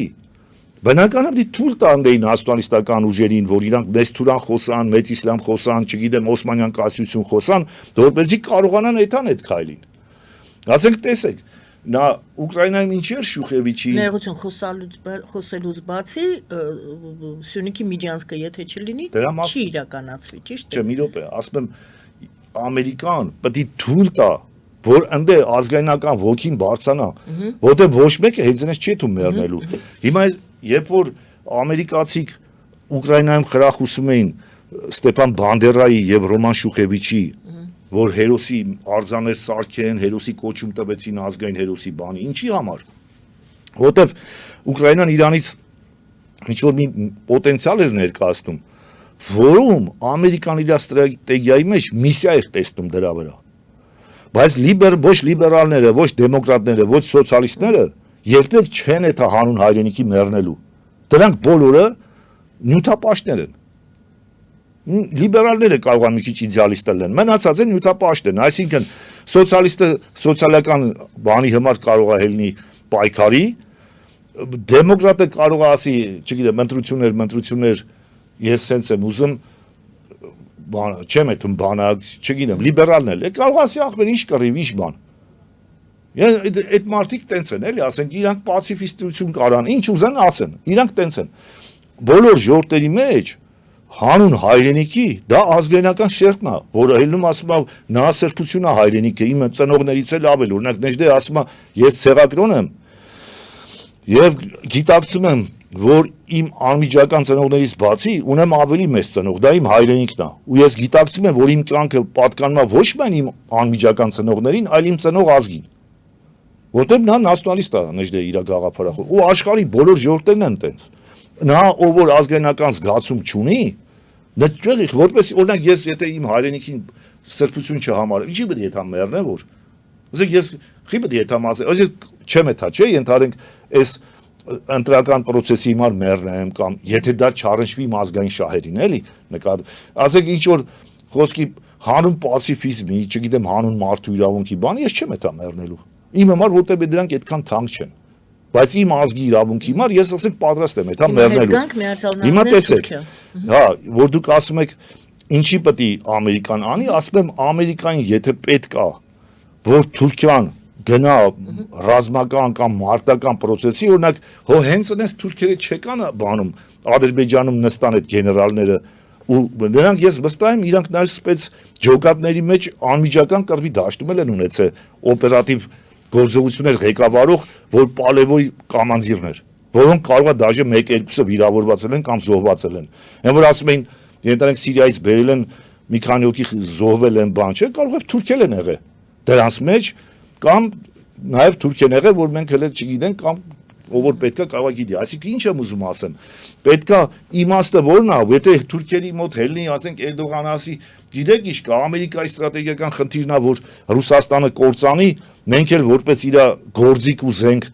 իր համար պետք է ծառայենք, գնանք, ոչ ոք չի դա, կասի չասկսա, մեր երեխեքին խի թողենք Ամերիկայի հիմա այդ ռուսի դեմ։ Որպեսզի դա ստացվի, նախ պետքա ուժ գնացնել Թուրքիայի պանիսլամական կամ պանթուրքիստական։ Այսինքն Հայաստանը խայծ լինի։ Հայաստանը չէ, Միջին էլ հետը ստե Հայաստանը ճամփի վրա է ընդամենը։ Միջին Ասիա պետք է ասեն քո հայրենիքը Միջին Ասիան է գնա այդ ժողովրդին միացի Ադրբեջանին, բայց ցավոք սրտի դա անցնում է Հայաստանի վրով։ Այս առումով է, ու որ դուք ասում եք նշանակում է մեծ թուրան կլինի, չէ կարող է 50 տարի հետո էլ այդ մեծ թուրանը ինքը տապալի քրդերին վեկալի ասի ձեր հայրենիքն է։ Մինչև այդ 50 Իսկ տարի մենք կարող ենք ոտնակակ է տա։ Դրա համար եմ հարցնում, մենք։ Դե եմ ասեցի ցավալի ռելուզիացիան մի հատված կա այս ամբողջ աշխարհակաղակականության մեջ։ Բայց դա ոչ թե պետքա մեզի հուսալքի, այլ պետքա մենք փորձենք այդ սցենարները իրականացնող, այսինքն ով ուժեղա նայել իրականացնում է, փորձենք դրանց հետ մի ձևի լեզու գտնենք։ Ես չեմ ասում, տեսեք, այս նույն բաները ռուսամետները ելել են Զելենսկուն կպնում են։ Չի այդ ձև խոսած բան։ Բա այո, պետքա միտեղ կոպիտ խոսած, ասես ոչ մեկի ծաղի դեմ կկռվեմ։ Հետո էլ դաս կոմպրոմիսի։ Նախ պետք է մի հատ ուրիշ ցույց տաս։ Հիմա ինչի են իրանք հրահրել, որ եվրոպացիք մի հատ Ուկրաինային լավ ֆինանսավորեն։ Որ Տրամպը ռուսինասի ախպեր տես ես յան տվեցի, բայց էլի դու չես կարող գրավես Ուկրաինային։ Ուրեմն արի ին պայմաններով նստի բանակցության։ Նույնը պետք է հայերը կարողանան անեն, որ ասենք դու պետք է կարողանաս քեզնից բան ներկայացնես, որ արևմուտքը քու վրա էլ միսիա տենա։ Ու դա ոչ մի ցավալի բան չկա, այդ ինչի ռուսը հելում ասում էր մեր ֆորպոստ ենք, ստե մի 10 հոգի էր երևի դժգոհի ասում ֆորպոստ։ Ինչ միսիա կարող եք պատկերացնել։ Չգիտեմ, էդի պետք է ասենք լես ղեկավարության մեջ անվտանգության դոկտրին մշակես, հաշվի առնես, օրինակ իմ ինֆորմացիան բավարար չի, ես էսի որ հիմա ես որ վերլուծում եմ իմ ինֆորմացիայից ելնելով, դա գլոբալ ստրատեգիան հասկանում եմ, հա, բայց կոնկրետ իրականացման process-ները պետքա դու ունենաս 1000 ձևի քո ռազմետկեն պետք է քեզ բերի տեղեկություն, պետքա հատուկ խումբ ունենաս, որ Ամերիկայի մամուլը բոլոր այդ ուժային կառույցների, քաղաքական գործիչների վերլուծվի, բերվի դրվի քո առաջ, Ռուսաստանինը վերլուծվի, Չինաստանինը վերլուծվի, մյուսը վերլուծվի, որ դու կարողանաս այդ տենաս ոնց դու ինչով կարաս մտնես խաղի մեջ, ինչով չես կարա, ասենք այդաս քո աչի քաշած սпасես մինչև դե պրծնի, էլի։ Հիմա մենք որ դիրքում ենք աչը քաշած, թե փնտրում ենք այդ։ Չէ, հիմա Նիկոլը ինքը ցույց է տալի, որ Հայաստան գոյություն չունի, եթե հեծանի բա քշեմ զվաձեղա սարկում բան, հիմա եթե մեկը ասի, բայց ինքը հենց անում է այդ անալիտիկան, քայլեր պետք է տենայինք իրանց կողմից։ Բայց ինքը մի հատ պոզիցիա բռնա, ասում եմ մենք մեր անպաշտպանություն, մեր պաշտպանությունը մեր անպաշտպանության մեջ է, ոնց որ 91 թվին Մանուչարյանը Աշոտը որպես Լևոնի խորհրդական դες բաներ էր ասում։ Դրա համար ես չգիտեմ իրանք ինչ են անում, բայց ցավալին է նա, որ ոչ միայն այդ հին սերունդի քաղաքական ուժերը, այլ նոր դաշտ մտած քաղաքական ուժեր, ասում եմ, ասենք կարելի գիտության տեխնացու բանի քաղաքագիտության կամ դոկտոր պրոֆեսոր, էլի նայում եմ, ասենք Լևոն Շիրինյան, դոկտոր պրոֆեսոր է։ Մնջի իհարկե սովետի վաղտվա դոկտոր պրոֆեսորը քաղաքագիտության դա ծիծաղելի է, դա մարքսիզմ, լենինիզմի բան պետք է լինի։ Հատես դոկտոր քաղաքագիտության կար, բան։ Զիամատ, հա։ ԱԼՄ-ից Տիգրան Կարապետիչ կար, էնել էր քաղաքագիտության դոկտոր։ Հիմա կներեք, սա ինչ եմ ասում։ Կա, այս ջայլների մեջ կա, մի հատ կա, մտել է քաղաքական դաշտ, գործիչ, ըստ էության դուրս պրծուկ։ Հիմա կասեմ, ինք իրա բառապաշարով եմ իրան դիմում, որը քաղաքագետի էլ դիպլոմ ունի, ոնց որ ասենք ԱԼՄ-ի Տիգրան Կարապետիչը երևի։ Նա հելում ասում է, հա, նաև սա ինչի եմ ուզում ասեմ, այս վերլուծությունը թողենք միան, որտեվ քանի որ դեմը հիմա քարոզ արշավա, չէ, համարյայթում դեմ ընտրություններ է սպասվում հերթական կամ արտահերթ։ Այս նորից ես մի անգամ ձեր մոտ պատասխանել եմ այդ ձևիներին։ Հիմա անցել է մի 6 ամիս, եմ վաղտել ասի, մի 6 ամիս հետո կանդադառնամ, բայց հիմա անունս չեմ էլ ուզում տամ, քանի որ անունները տենց չեն էլ տվել, ավելի շատ առանց անուն տալու իսկ կպել եմ բան։ Երբ որ ասենք մեկը հելում սենց բաներ են տարածում, իսկ գալիս է ժողովուրդ ասում է, ովքեր ինձի, ես նաև շնորհակալ եմ ժողովրդի այն հատվածը, որ ինձի պաշտպանում է։ Ինձի շատ են ասում, որ դու մասնակցելու ես թե չէ, ու մեկը ասում են, սենց բան են ասում է տարածում են, ես համոզված եմ, որ KGB-ն է տարածում էլի, ու այդ տգետների միջոցով էլ տարածում է։ Ասում է Շանթին, մի մտածեք, նա չի մասնակցելու ընտրություններին, քանի հոգիս պատմեցին։ Ասում ասենք ոչ չի մասնակցելու, ասում հա, ինքը 21 թվին խի չի մասնակցել։ Ասում են չգիտենք, ասում ինքը գժի թուղթ ունի։ Իրան օրպեդությունը արգելում է, ինքը Շանթը պրոստը համաչում է ասի։ Ինձ մարդիկ գալի ասում են, սենց բան ենք լսել, ասում ենք Շանթին են կընտրելու, ասում են Շանթը չի մասնակցելու, էդի գժի թուղթ ունի։ Հիմա ես սա ինչի համար եմ ասում, միտումնավոր KGB-ն վեկալավ ինձի տարավ, ես ոչ մի գժի թուղթ չունեմ, ճիշտ է, ինձի տարել են գժանոց, հոգեբուժարան։ Բայց ինձ Այդա Միխայլովնա ասեց Ջան, բաժի բարի չէ։ Ասես կներես չեմ կարա քեզի օգնեմ էլի, ուզում էի օգնել։ Մի անգամ մարտի 1-ով տարան գրեցին, որ ես առողջ եմ, բայց մի հատ էս բան գրեց, բան Այդա Միխայլովնա, որ աֆեկտի տակ ա եղել, պայմանավորված այդ կրակոցներով, զոհերով բան, այդ աֆեկտի տակ իր քայլերը տենց մեկնաբանեց, որը հոգեկան հիվանդություն չի։ Ու ինձ մի տարի մի ամիս նստելուց հետո բաց թողին, այս անգամ որ տարան 13 թվին Այդա Միխայլովնա Շանջան, այս անգամ քեզ չեմ կարա օգնեմ, որտեղ իրանք ինձ բալետ էին անում, իմ մտքերը բան, ասես չեմ կարա քեզ օգնեմ, չեմ կարա երկու անգամ գրեմ դու աֆեկտի տակ ես եղել, նորմալ մարդը չի կարա անընդհատ աֆեկտի տակ ինչ-որ քայլեր անի։ Ես էլ ասի Այդա Միխայլովնա, հակառակը ես քաղաքական գործիչ եմ, ես չեմ ուզում, ոչ էլ ինձ պետքա ձեր օգնությունը, այսինքն եթե գրեք ես ինչ-որ խնդրեմ ունեմ, ես չեմ կարա ընտրություններին մասնակցեմ, ինքը ասես դե չգիտեմ, Շանջան, ես սրտանց ուզում եմ քեզ օգնեմ, բայց չեմ կարա օգնեմ բան։ Այսինքն ես առողջ եմ, սա ուզում եմ լսարանին ասեմ, որ էդի KGB-ի մարդիկ են տարածում, որ Շանթը չի մասնակցել։ Տեսեք 21 թվին, այո, ես չմասնակցեցի, ասեմ, ինչ պատճառներ կար։ Նախ ցեղագրոն կուսակցությունը 2004 թվից փակել են։ Ես այդ տարիների մեջ պայքարի մեջ ելնելով բան, մտածեցի, էլ թազա դա չբացեմ։ Իմ տեղեն Շահենը, որ պայքարում էր, ես բանտում էի, ես 5 տարի բանտում էի, ինքը 5 տարի երեխա տարիքից պայքարում էր, ու ինքը կուսակցություն էր բացում։ Ինչի դեմ էր պայքարում կամ հանուն ինչի։ Հանուն արժեքների, ինչը որ իմ ընտանիքի համար ինչի դեմ է իմ հերը պայքարը, կամ հանուն ինչի է պայքարը իմ հերը։ Հանուն Հայաստանի անկախության 60 թվերից, հետո ես եմ պայքարը, հետո էլ տղես։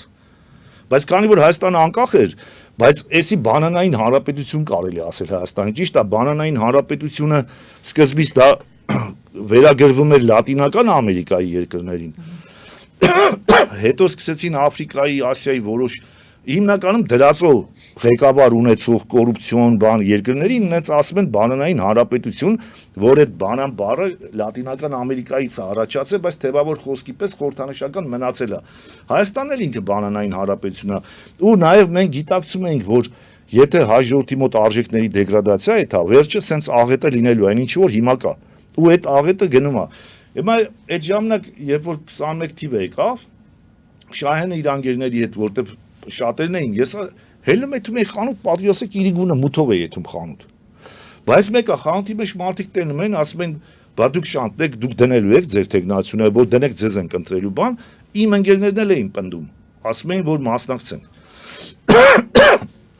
Ես էլ Շահին հետ, ես մի հեռուստատեսում եմ, Շահինին պայման դրեցի, ասի, եթե դու 300 հոգի է պետք կուսակցությունը գրանցվի, քեզնով կարանաս 300 հոգի մարդ գա, ոչ թե ասի ես իմ ընկերները իրանց ընտանիքներով բանսես բերենք մենք մեզ խափենք։ Չէ, ճուժոյի մարդիկ, եթե 300 մարդ գա, այդ ժամանակ կմտածեմ, որ մասնակցենք թե չէ։ 330 քանի հոգի եկան գրանցվա, բայց դա կուսակցությունը եղավ բան, ապրիլ ամսին։ Գրանցեցին այդ առաջադրումների ժամկետից մի օր առաջ։ Մայիսի 26-ն էր վերջի ժամկետը, 24 իրիգունը թե 25-ին գրանցեցին։ Իհարկե դրան զուգահեռ ես նաև քանի որ մտածում էի, ասենք թե հենց այնպես ձևական մասնակցություն չլինի, ես խոսացի Ծաղիկ Ռուբոյի հետ, Ռուբեն Գևորգյանի, որի հետ էլ 90 թվին մենք արուն ենք խառնել, որպես արյան եղբայրություն ա եղել, այդ ռազմական խորհրդի կազմում մենք իրան շատ եմ հարգում, ունենք մտերմություն, չնայած կավա տարիներով չշփվենք իրար հետ, բայց ասենք ես գիտեմ ոնց որ այդ արյան եղբայրության պահը կա, ասենք երբեմն ես էլ որ ազատվել էի բան, տես երբեմն զանգում էր հանդիպում էր, ես նստած էի ինքի երեխունել էր կանչում Շայնին, Շայնը փոքր էր, բայց կանչում էր, ասում էր դու իմ աղբոր տղեն ես բան։ В общем, Ռուբոյի հետ էի խոսում, Ռուբոն ծանր տարավ շատ, հիմա էլ է ծանր տանում, դե Սամվել Գևորգյանը աղբերն է զոհվել այդ կռվում բան, ոնց որ մեր ապրած կյանքը էթա զերոյի։ Ես իր հետ խոսում էի, ասեց աղբեր, ասեց, դու գիտես, ասեց, որ այս սիտուացիան նենց են սարքել սևերի սպիտակների։ Ասենք Նիկոլ Քոչարյան։ Հիմա դու եթե մտնես, մեղադրելու են ասեն շանթը ձեներ է փոշիացնում, որտեվ սև ու սպիտակ են սարքել բեբերացում են արել։ Ասես մենք էլ մտածում ենք Քոչարյանին օգնենք, ոչ թե որ Քոչարյանին սիրում ենք, այլ որ Նիկոլից ազատվենք այդ կապիտուլյացիա ստորագրածից։ Ասեց ճիշտ ասեց, իմ ընտանիքը, իմ մտերիմները գիտեն մեր հարաբերությունը, ասես տենես քեզ են ընտրելու, ես էլ թույլ չեմ տա ասեմ մի ընտրեք շանթին։ Բայց ես ասես լայն իմաստով ձգտելու եմ, որ Քոչարյանը դրան գոնե կարողա միակ ուժի էտի է մնացել, ոչ մեկ ով դուս եկավ իր դեմ չկարացավ, ոչ եմ հաշվեցի, իմիջիայլոց նույնը ասեց Ղափանի համայնքապետը Փարսյան Գևորգը, մոտարապես նույն ձևի, ասեց շանտ, գիտես, ես Քոչարյանի համար ոչ մի բան պրինցիպի, բայց հիմա դա է, բևեռացում են արել, Սյունիքի մնացած համայնքապետները, որոնց հետ Գևորգը մտերիմ էր, հերել էին Քոչարյանին էին պաշտպանում, կուսակցություն բաներին մտել, Գևորգը չմտավ իրանց հետ քաղաքական ոչ մի բանի հետ։ Այսինքն աշխատում է այդ սև սպիտակը։ Տեսեք արդարացումը ինչ է, տալիս ենք Քոչարյանին որպեսի Նիկոլ Փաշինյանը չանցնի, տալիս ենք Նիկոլ Փաշինյանին որպեսի Քոչարյանը չանցնի։ Լավ արդարացան։ Այս ձևի իրավիճակներ եղավ։ Ես դրա համար հաշվեցի իմ հնարավորությունները բան, ասի այ մարդ վաղ ինձ շարժանեն, ասեն դու ես հələ փոշիացրել ձեները քո մասնակցությամբ էս կոմենկոմ, նպատակը հարմար չգտա, որ ես մասնակցեմ։ Ոչ թե որ ես գժի թուղթ ունեմ, ինձ Իսկ համարում եք որ դա ծուղակի նման բան է եղել։ Հա, բա ինչ է, այն ձևի այդ ժամանակ տենց խնդիրը լուծեցին։ Ժողովուրդը մնացել է ծուղակի մեջ մինչև այս։ Չեմ կարծում, հա, ժողովուրդը չեմ կարծում հիմա։ Դե հիմա իրանք ովքեր որ կազմակերպում են ընտրությունները, չէ՞, KGB-ն է հիմնականում Մոսկվայի ցանկությամբ։ Ինքը իր ցանկալի ուժերը KGB-ն է կազմակերպում Հայաստանում ընտրությունները։ Միշտ հա կարող է գործող ֆիգուրա մի հատ եսին Վագն Հովակիմյան գտնեն կամ Տիգրան Մուկուչյան գտնեն, բայց դրանք բոլորը վերահսկվում են KGB-ի կողմից։ Հիմա ինչի համար եմ սա ասում, իրանք սենց են խնդիրը դնում, որ պետքա SSS ուժերը անցնեն։ Ենթադրենք 4 հատ կուսակցություն են որոշում։ Մոսկվայի ցուցակը տալիս է KGB-ին, ասում է այս 4-ը պետք է անցնեն։ Մնացածը պետք է չանցնեն։ Հետո ասում են ինչ է պետք, որ այդ 4-ը հավաքեն այդ ձեները։ Եվ բացի դա ասում են ով է վտանգավոր այս 4-ին խոչընդոտելու համար, որ կարա հավաքի ձեները անցնի։ Եդրանք ասում են Շանթը Պողոսը Պետրոսը, իրանք սկսում են պերսոնալ այդ դրանց խանգարել Շանթին, Պողոսին, Պետրոսին խանգարել։ Հիմա ասենք, տեսեք, այն Վարդան Ղուկասյանը, չէ, դոկտորը։ Ասենք ես չգիտեմ, կարողա պատահական է եղել, բայց որ ինքը հայտարարել էր, որ ինքը գալիս է իշխանության բան, չէ։ Բացառված չի, որ դրա համար Հայաստանի կառավարությունը դիմի իրան որպեսի չեզոքացնի։ Որտեւ ասենք կարող են դες սոցհարցումներ արել KGB-ն գաղտնի հարցումների մասնա, ոչ թե գելապ-մելապ։ Պարզելա, որ սա իրանց խանգարում է, եթե սա շարքից դուրս գա ենթադրենք, կարող է իրանց այդ 4 կամ 3 կամ 5 կուսակ, չգիտեմ, Մոսկվան ով կամ որոշելա, ասենք սա շարքից դուրս գա նրանց համար հեշտանում է։ Բայց սա եթե դուս պայքարի մեջ ալում կարող է պրոբլեմա ստեղծելու իրանց որոշած ցուցակի համար։ Այդ ձևի ասենք նրա դեմ կարող են հենց անեն։ Իմ դեմ խոսքի ասում է Ենտանիք էդի գժի թուղթ ունի, այն մարդ մոռացեք, ենի չի էլ դնելու, պրոստը ամաչումա խոստովանի, տարբեր բաներ է պատմում, ես լսարին ասում եմ, որ սուտ է։ Կամ այդ որ ասում այդ մի հոգին, ուրեմն կանգնել է ասում է քաղաքականության մեջ են մտել կրթություն չունեցող դուրս պրծուկներ։ Ես որ ստե նայում եմ, ես ճիշտ է 92 թվից 97 թիվը սովորել եմ Հրաչյա Աճարյան համալսարանի իրավագիտության ֆակուլտետում։ Ես դա չեմ, բայց ես հին մարդ եմ, ասենք այդ կոոպերատիվ բանման այդքան չեմ կարևորում, դա համար դիպլոմս չեմ վեկալել։ Բայց ես սովետի ժամանակ գնացել եմ շինարարական տեխնիկում ընդունվել եմ, ավարտել եմ ավտոճանապարհային տեխնիկումը, մասնագիտությամբ ճանապարհաշինարար եմ։ Կներեք, որ սա կարող է այդքան հետաքրքիր չթվա, բայց մի անգամ երևի պետք է ասեմ, ոչ եմ էլ սպասի ընտրությունների վաղ թելեմ բացատրվեմ, առիթ է, ուղղակի ասում եմ։ Մասնագիտությամբ եղել եմ ճանապարհաշինարար, աշխատել եմ Հայկոմուն նախագիծ ինստիտուտում, որպես տեխնիկ շինարար։ Ասենք Կեչուտի ջրամբար բան են նախագծել, ես ինչ-որ մի բան էլ ես եմ նստել հաշվե գծել մծե խոսքի։ Ես 84-ին տեխնիկումը ավարտել եմ 19 տարեկան։ Ընդունվել եմ այդ նախագծային ինստիտուտ направլենիով, աշխատել եմ 2 ամիս, տարել են բանակ, մի քանի օր հետո դատել են։ Ես 87 թվականին ապրիլի վերջերին ազատվել եմ։ Այդ տարի ես չէի կարող համալսարան ընդունվել, որտեղ ես ուզում էի պատմական ընդունվեի։ Համալսարանի պատմական, փիլիսոփայության էլ, բայց փիլիսոփայության էլ դատված էի, չէի կարող։ Արգելվա օֆիցիալ գրած էր, որ հեսա կասեմ գտեմ նայել եմ։ Ես 87-ի ամառը հազիվ ադապտացվելու խնդիր կար իմ մոտ, ուր մնաց թե պարապելու խնդիր էլի, որտեղ ապրիլի 27-ն էր, երբ էր ազատականս տվին։ 10 ամիս չանցած սկսվեց Ղարաբաղյան շարժումը, որ ես գլխովի մտա Ղարաբաղյան շարժման մեջ։ Բայց 88-ի ամառը ես գնացի բանասիրական ֆակուլտետ գործերս տվեցի, քննություններ, ես ընտրեցի ազատ թեմա Հովհաննես Շիրազի բանաստեղծությունը, հայրենիասիրական բանաստեղծությունները, գրում էի, այդ մոմենտ Ղարաբաղ կոմիտեից Բաբկեն Արաքցյանը ու Սամսոն Ղազարյանը եկան, Սամսոնը դուրը բացեց քննության, Սամսոն Ղազարյանը Ղարաբաղ, բացեց, ասեց շանտ մի րոպե արի, ասի ինչ կա, ասեց արի ասեմ, հերես վերջը նստած գրում էի, հելա, ասեց ոչ եմ այսօր իրիգունը կարևոր հարց կա, ոչ եմ քո հետ պետք է ճշտենք, Բաբիկը ավտոյի մեջ սպասում է, Բաբկեն Արաքցյանը, արի խոսանք, ասեց Սամսոն քննության եմ, ճիլի քննությունը սպրծնեմ, ասեց չէ, շատ կարևոր է, ես որ դուս էի գալի, եկան դե չգիտեմ, ինչ կար, որ վեկալ եմ հետամ, դասախոսը Շարաբ Խանյան էր ազգանունը, ես չեմ անմասին գրապարի մասնագետ, ասեց թրաժով մի ձևի մարդ էր ինտելիգենտ, այս մարդը ինձի խնդրում էր, ասում էր տղա ջան, ասում էր, դու ոչ եմ պետք ես մեր ժողովրդին, արի դու քեզ բարձրագույն կրթություն ա պետք ես կոմենկոմ, ու հելա հիշում եմ, ասեց Հայրիկյանի պես մարդը, որ թերի բարձրագույն ունեցավ բանտերով բանով, ես չեմ ուզենա մի հատ էլի հայրենասեր տղա չունենա բարձրագույն կրթություն, խնդրելով բառացի մինչև դուր ուղեկցեց այդ մարդը ինձի, բայց ես ասի չէ, հիմա Ղարաբաղի այդ շարժումը մանավանդ այդ վաղ այդ այրոպորտի ջարդ բան այդ դեպքերն էր եղել, թողի իջա Բաբիկը իր կարիշնովի էր, ինչ էր 06 ուներ,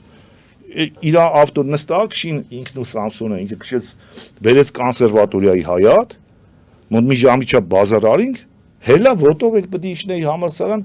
էլ ոչ էլ գնացի։ Հիմա կներեք, սա ինչ էսքան երկար պատմեցի, այսինքն օբյեկտիվորեն ես չեմ էլ ունեցել հնարավորություն, բայց դրա փոխարեն ստանալ կրթություն բարձր։ Հա, բարձրագույն, չէ, տեխնիկումը ինչը սովետում նորմալ կրթություն էր, էլի։ Հիմա ասենք մի հատ կարող է մի հատ դուս բրծուկ գնացեինք դել պոլիտեխնիկում շինարարականը սովորել, ոնց որ ես ավտոճանապարհային շինարարական տեխնիկում։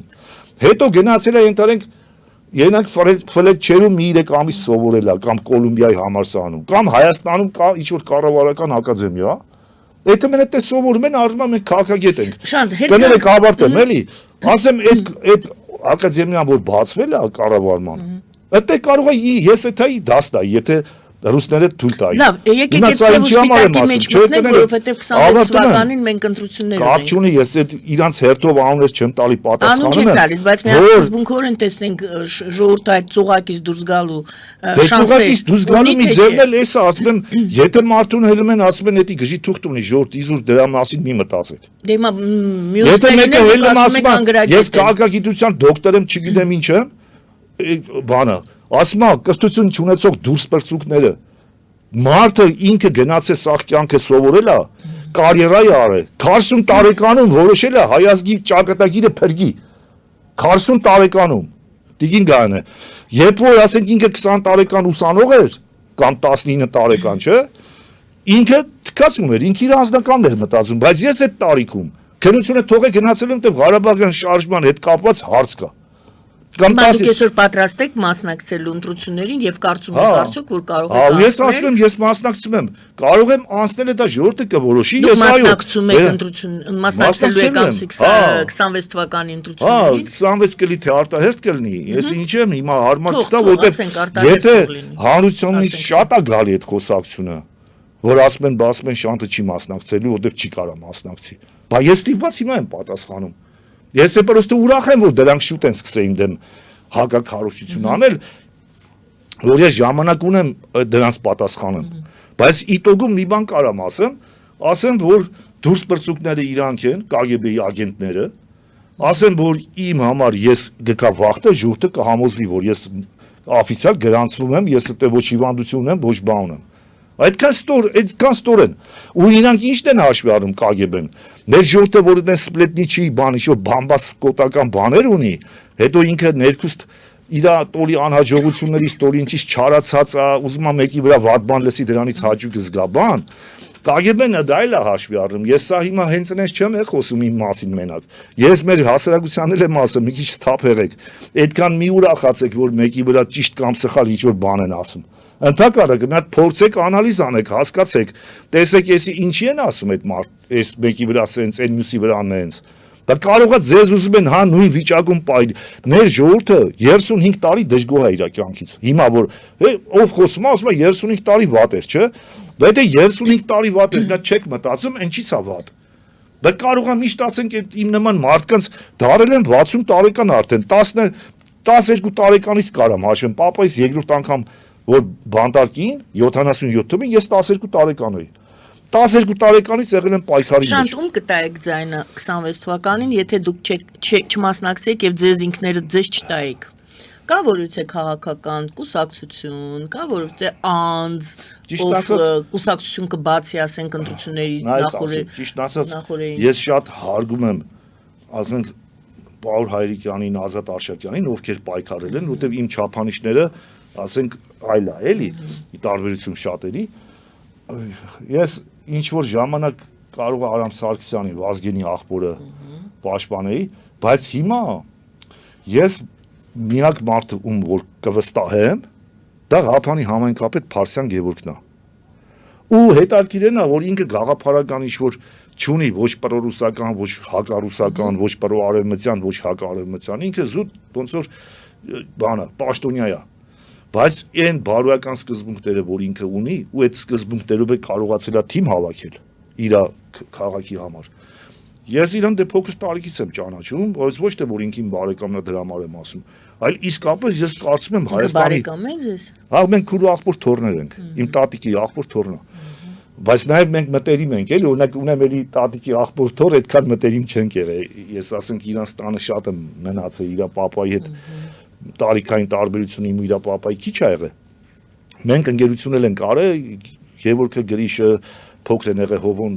հրեցնված էլ չէր որ այդքան, ուզում եմ ասեմ, բայց ես ոչ թե որպես բարեկամ եմ ասում, այլ ես կարծում եմ, որ Հայաստանի պետական պաշտոններում այդ ձևի մարդիկ են պետք։ Բացառիկ մենեջերա։ Ես մտածում եմ, ասում եմ, եթե պրեզիդենտական կառավարումը չվերանար Հայաստանում, ասենք ով ես, թե Պողոսը, Պետրոսը, որևէ մեկը լիներ պրեզիդենտ, այսինքն արտաքին քաղաքականությունը վերցներ իր վրա, ասենք ենթադրենք բանակը կամ բանը, KGB-ն կամ բան, չէ՞։ Մնացածը 10 Փարսյան Գևորգին իդեալական կազմակերպի աշխատանքը։ Այդտենց որ տնտեսականը, արդարադատական բլոկը, այդ որ այդքան շատերս խոսում ենք, չէ՞, ասում ենք հաջորդը ըստ էության արդարության սով ունի, արդարության ծարավիա, չէ՞, անարդարության զոհա, նա բացառիկ մարդ է, որ սրանք խելք ունենային։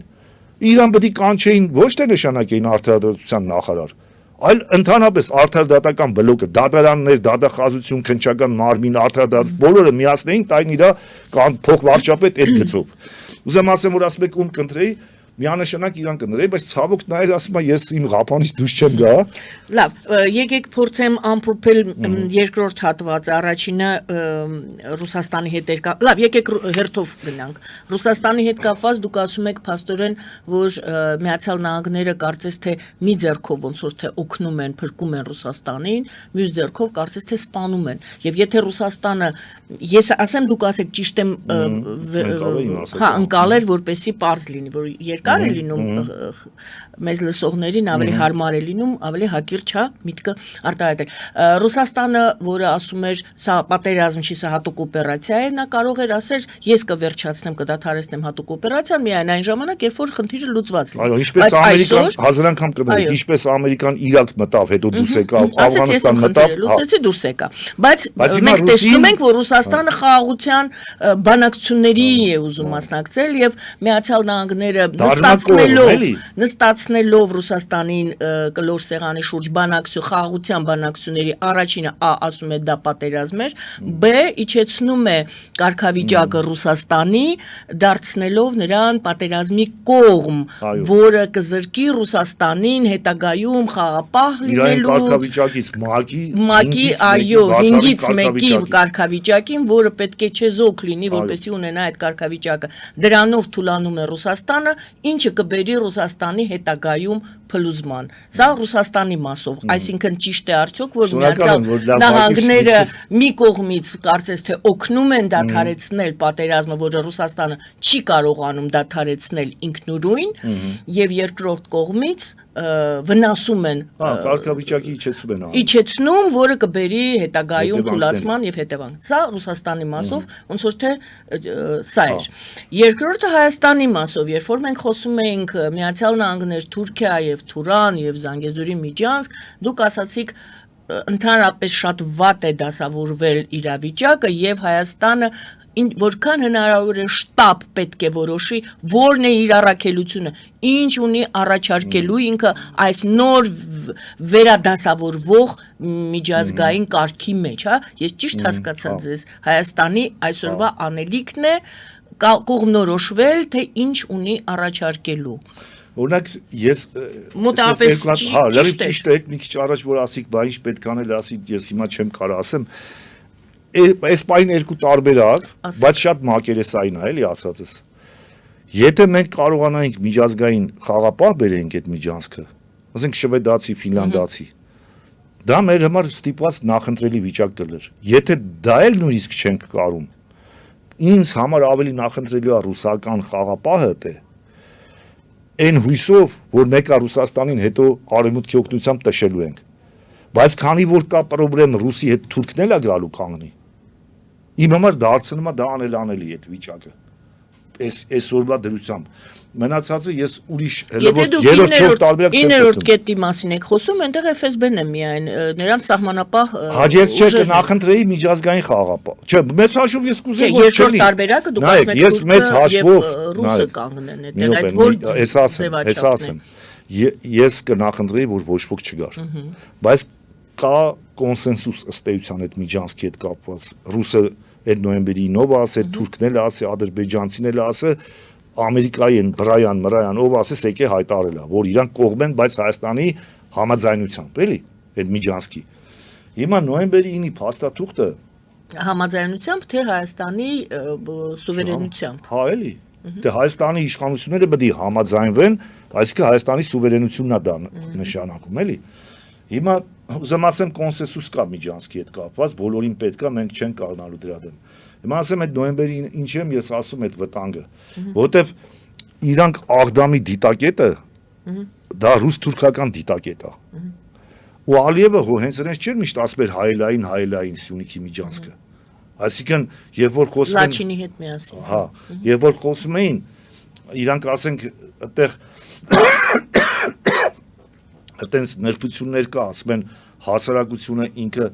այդ Թուրքի մոմենտը այդ ժողովուրդը լավ չի ընդունում, պետք չի ամերոպե շրջանը առել համատեղը, բայց կա համապատասխան բառապաշար։ Ասենք երբ որ իրանք ասում են անխը խոչընդոտ, իրանք դա թե հասկանում են առանց վերահսկողության ճանապարհ, չէ՞։ Բայց ասենք հայերի, դա պրիմիտիվ մտածելակերպի մարդկանց միշտ կարելի է կերտնել։ Իմիջայլոց Բիսմարկ այդ ձևի բան անում Ավստրիայի կանցլերի հետ այդ Գերմանա Պրուսա ավստրիական պատերազմից հետո Եվ որ գնում է ինքը դրա հետ բանակ թուղթ ստորագրի խաղաղության Բիսմարկը գրքում եմ կարդացել ասում է գնում է այդ կանցլերի հետ անուն հիմա չեմ հիշում այդ օրը նստում են ասում այսօր հանգստանանք բան հաց ուտենք ոչ եմ շփվենք էլի նոր հոգնած ենք բան հետո երեկոյան ասում է էդի գիտեր որ այդ կանցլերը սիրում է շախմատ շատ է սիրում ավստրիայի կանցլերի մասնախոսքը ասա Բիսմարկը հետը շախմատ է տարածելում, որ իր թիմագիստները դաժե զարմանում են խիավեկալում։ Հետո այդ որ այդում են հաց ուտելու, այգու մանգան բան, ասում են վաղվանից կսկսենք բանակցությունները։ Բիսմարկը իրան այդ շախմատն է նվեր տալի։ Էդի ասում է սիրում ես խաղալ բան։ Ասում է ես իմ ասում է, երբ բերեցի քեզ լսել եմ որ դու սիրում ես, այդ կանսլերը ասում է շախմատ խաղանք։ Ես Բիսմարկը ապուշ քայլեր անում։ Այդ գրքում գրած ասում է Բիսմարկը ասում է որպես իր ազգանությունը վաղվա բանակցություններին թույլատնեմ, իմ առաջ խնդիր էի դրել, որ ինքը իմ խելքի մասին ունենա բան ցածր կարծիք, որ ասենք պրիմիտիվ շախմատ խաղալուց բան ընթացքում ասում է դա տենամ ասում է ինձին է սկսա արհամարական նայել բան, ու ասում է երբ որ բանակցությունները գնաց համաձայնության տակ փաստաթղթերը բերում էին կողմերը,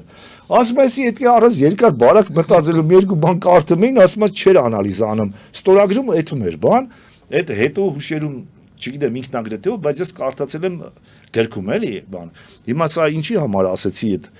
բանի ինչ էի որ խորամանկության մասին։ Դա խորամանկություն չի։ Իմիջիալոց ես ասեմ, ես խորամանկությունը ու խաբեցությունը դա նույնն է, պետք չի ժողովրդին խաբել։ Այդ մի հատ դուսպրծուկը կայնի ասում է, եկեք խորամանկենք, հաջորդ դրական հատկանիշ է դա։ Եթե մարդիկ նկատի ունեն Տշնամուն երբեմն կարելի է խաբել, բայց դա, եթե խոսքը գնում է հաղթելու մասին, կա հնարամտություն տերմինը, դա բարոյական առաքինությունների մեջ է, խորամանկությունը ստորության որակների մեջ է։ Լուրջ եմ ասում։ Իսկ այդ դրանք տգետները, որ իբր թե դիպլոմ ունեն, հələ կոչ են անում հաջորդին, ասում են եկեք խաբենք ասում է, մեկը հաջորդը մենք ընդունակենք դրան, ասում է դա դրական հատկանիշ է, որտեղ խորամանկել նշանակում է խաբել, կեղծել, ստել։ Եթե նրանք խելք ունենան, չեն ասի խորամանկել, կասեն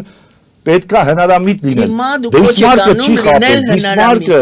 խաբելը գիտեք որն է, որ գնաս ասես ընդ կատու կա, բայց չլի։ Խորամանկել էնա, որ ասես մի հատ գնա այնտեղ, չգիտեմ ինչ ա եղել, գնա, բայց տենա չլի, բայց դու իրան ղրգեցիր ընդդ, հետո իսկ պատաս։ Իսկ հնարամտությունը էնա, որ դու իրան չես խաբում, ինքը թե ինչ ա խաբնվում, դա իր պրոբլեմն է։ Էդի ամերիկացիք 1000 տարի այդ գործը անում են։ Իրանք երբեք իրանք չեն խաբում։ Այլ հարց, իրանք կարան քայլ անեն, դուք սխալ եզրակացություն անեք, դա ձեր պրոբլեմն է։ Հիմա այդ մարդը ինչ ասի, ես Բիսմարկը չի խաբել նրանց։ Բիսմարկը ինքը իր համար տենց է խաղացել, կարող է իսկապես լավ չէր խաղում, հետո է հուշերում հեքիաթ պատմել։ Մենք չգիտենք, բայց սա ինչի համար ասեցի, հա, այդ այսինքն անխոչնդոտ որ ասում են, հիմա օրինակ եթե հիշում եք Նիկոլը Կայնավ ասեց մենք չենք բան անում, ոչ մի բանակցային փաստաթուղթ չկա, մենք հանդիպում զրուցում ենք։ Այդ ժամանակ ես ասի ախպեր զրուցելուց հետո գալու են ասեն կամ թուղթը ստորագրի այդ զրույցի տակ։ Խոսք ես տվել։ Զրույցի տակ կամ ստորագրի կամ կռիվ ալելու։ Հիմա սա ինչի համար եմ ասում, հիմա հո Ալիևը չի մեղավոր, հիմա էլ պարզվավ, չէ՞ որ բանակցություններ ա եղել 19 թվին Լավրովի թուղթը։ Լավրովը ասում էր բանակցային փաստաթուղթ կա դրած։ Նիկոլ ասում էր չէ, եթե մենք զրուցում ենք։ Հիմա ով է մեղավոր, որ Նիկոլը բանակցային փաստաթուղթը զրույց էր դիտարկում։ Կարող է բնի սաղ աշխարհը էլի ասի մենք ենք մեղավորը, որ Նիկոլը սխալը հասկացե։ Էդի Նիկոլի պրոբլեմն է ու հայ ժողովրդի, որովհետեւ տգետի կամ դեբիլի կամ խափեփայի են ղրգե բանակցության։ Նույն ձևի ոնց որ եթե Բիսմարկը շախմատը խաղացեք կրվել է, դրանից Ավստրիայի կանցլերը եզրակացրել է, որ սա անխելքի մեկն է, չի կարա այդ ինչ որ գրածա տողատակեր չկա։ Ինչ կարդման անմիջապես ստորագրում է։ Աճել է Փաշինյանը այս ժամանակահատվածում, տեսեք, դուք ասում եք միամտություն էլ կարելի ասել, ես մեղմ եմ ավելի դուք ուրիշ բառեր օգտագործեցիք, իսկ աճ տեսնում եք, որ աճ է։ Աճել է այնքանով, եւ եթե աճել է։ Աճել է այնքանով, որ էլ вообще ձգտում է ոչ մի տեղ չեթա։ Այսինքն այն վաղ այդ ապուշությունները անում էր։ Հիմա մի ուրիշ ապուշ, եթե մա ձվածեղ բան է սարքում, հեծանիվ ա քշեմ։ Ոնց որ իրան մեկը ասել է ախպեր, գնա հեծանիվ քշի, գնա քյաբաբ խորված արակեր, մենակ մի Հայաստանի։ Այսինքն չի աճել։ Ավելի վատ է, որտեվ հիմա կալրոս պետք է երկիրը բախենք հիմա խոսում, որ հայերը պետք է ինչ-որ լուծումներ փորձեն գտնեն։ Նա փոխանակ եթե ասի ախպեր, բերեք մի հատ անալիզ զեկուցակի, նաև ձեզ մի բան էլ ասեմ, քանի պայտակ մոռացել էի, այդ որ համաշխարհային աշխարհակարգի պայքար կա, չէ՞։ Տեսեք, արևմուտքը այսօր բանը ներկայացնում է արևմտյան քաղաքակրթությունը, որը ըստ էության բողոքական քաղաքակրթությունն է։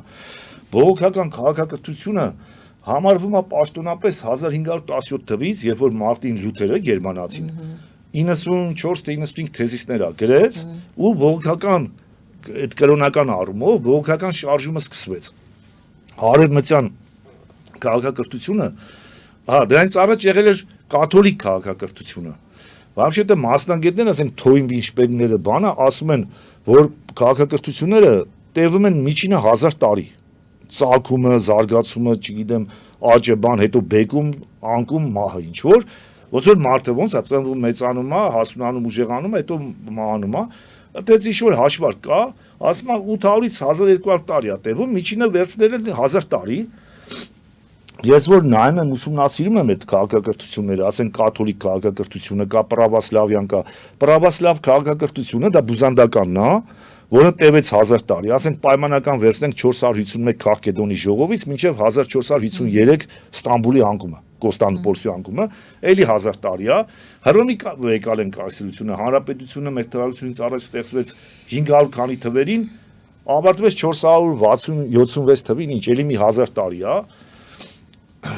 կաթոլիկ քաղաքակրթությունը վերցնենք, եթե 1054-ին դե յուրե կիսվեցին, մի քիչ շուտ է սկսել ուղղափառների հետ, ասեք 20-րդ դարում Շպենգլերը գրեց, որ եվրոպական քաղաքակրթությունը մեռել է, որտեղ կաթոլիկ երբ որ ասում ենք,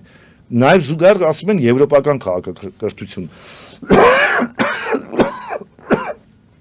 Կներեք, երբ որ ասում ենք բողոքական քաղաքակրթություն, կամ է զուգահեռ ասում ենք արևմտյան քաղաքակրթություն, այսինքն արևմտյան քաղաքակրթությունը բողոքական ուսմունքի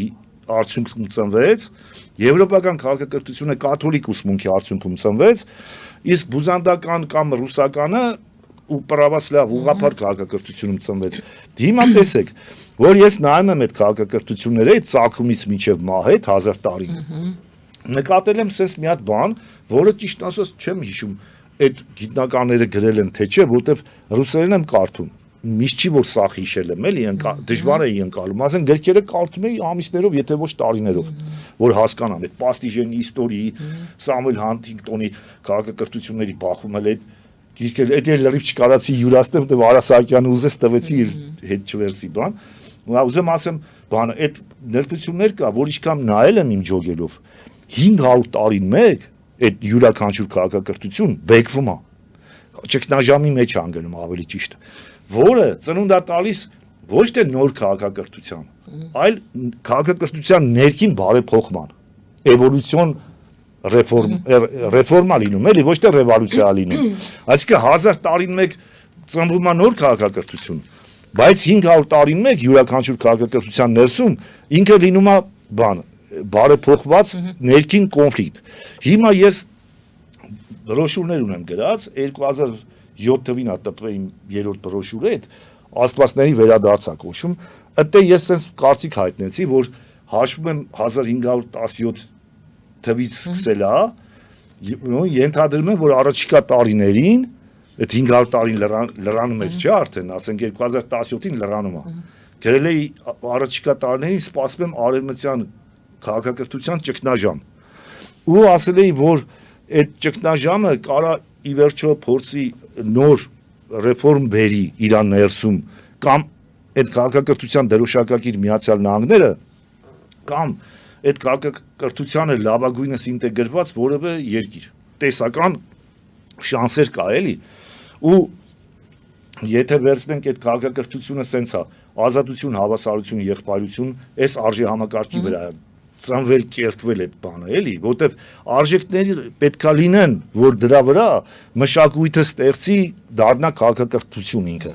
Եթե արժեք չկա, չի կարա մշակույթ սպասարկի այդ արժեքին, եթե արժեք չկա, չի կարա ծնվի քաղաքակրթություն։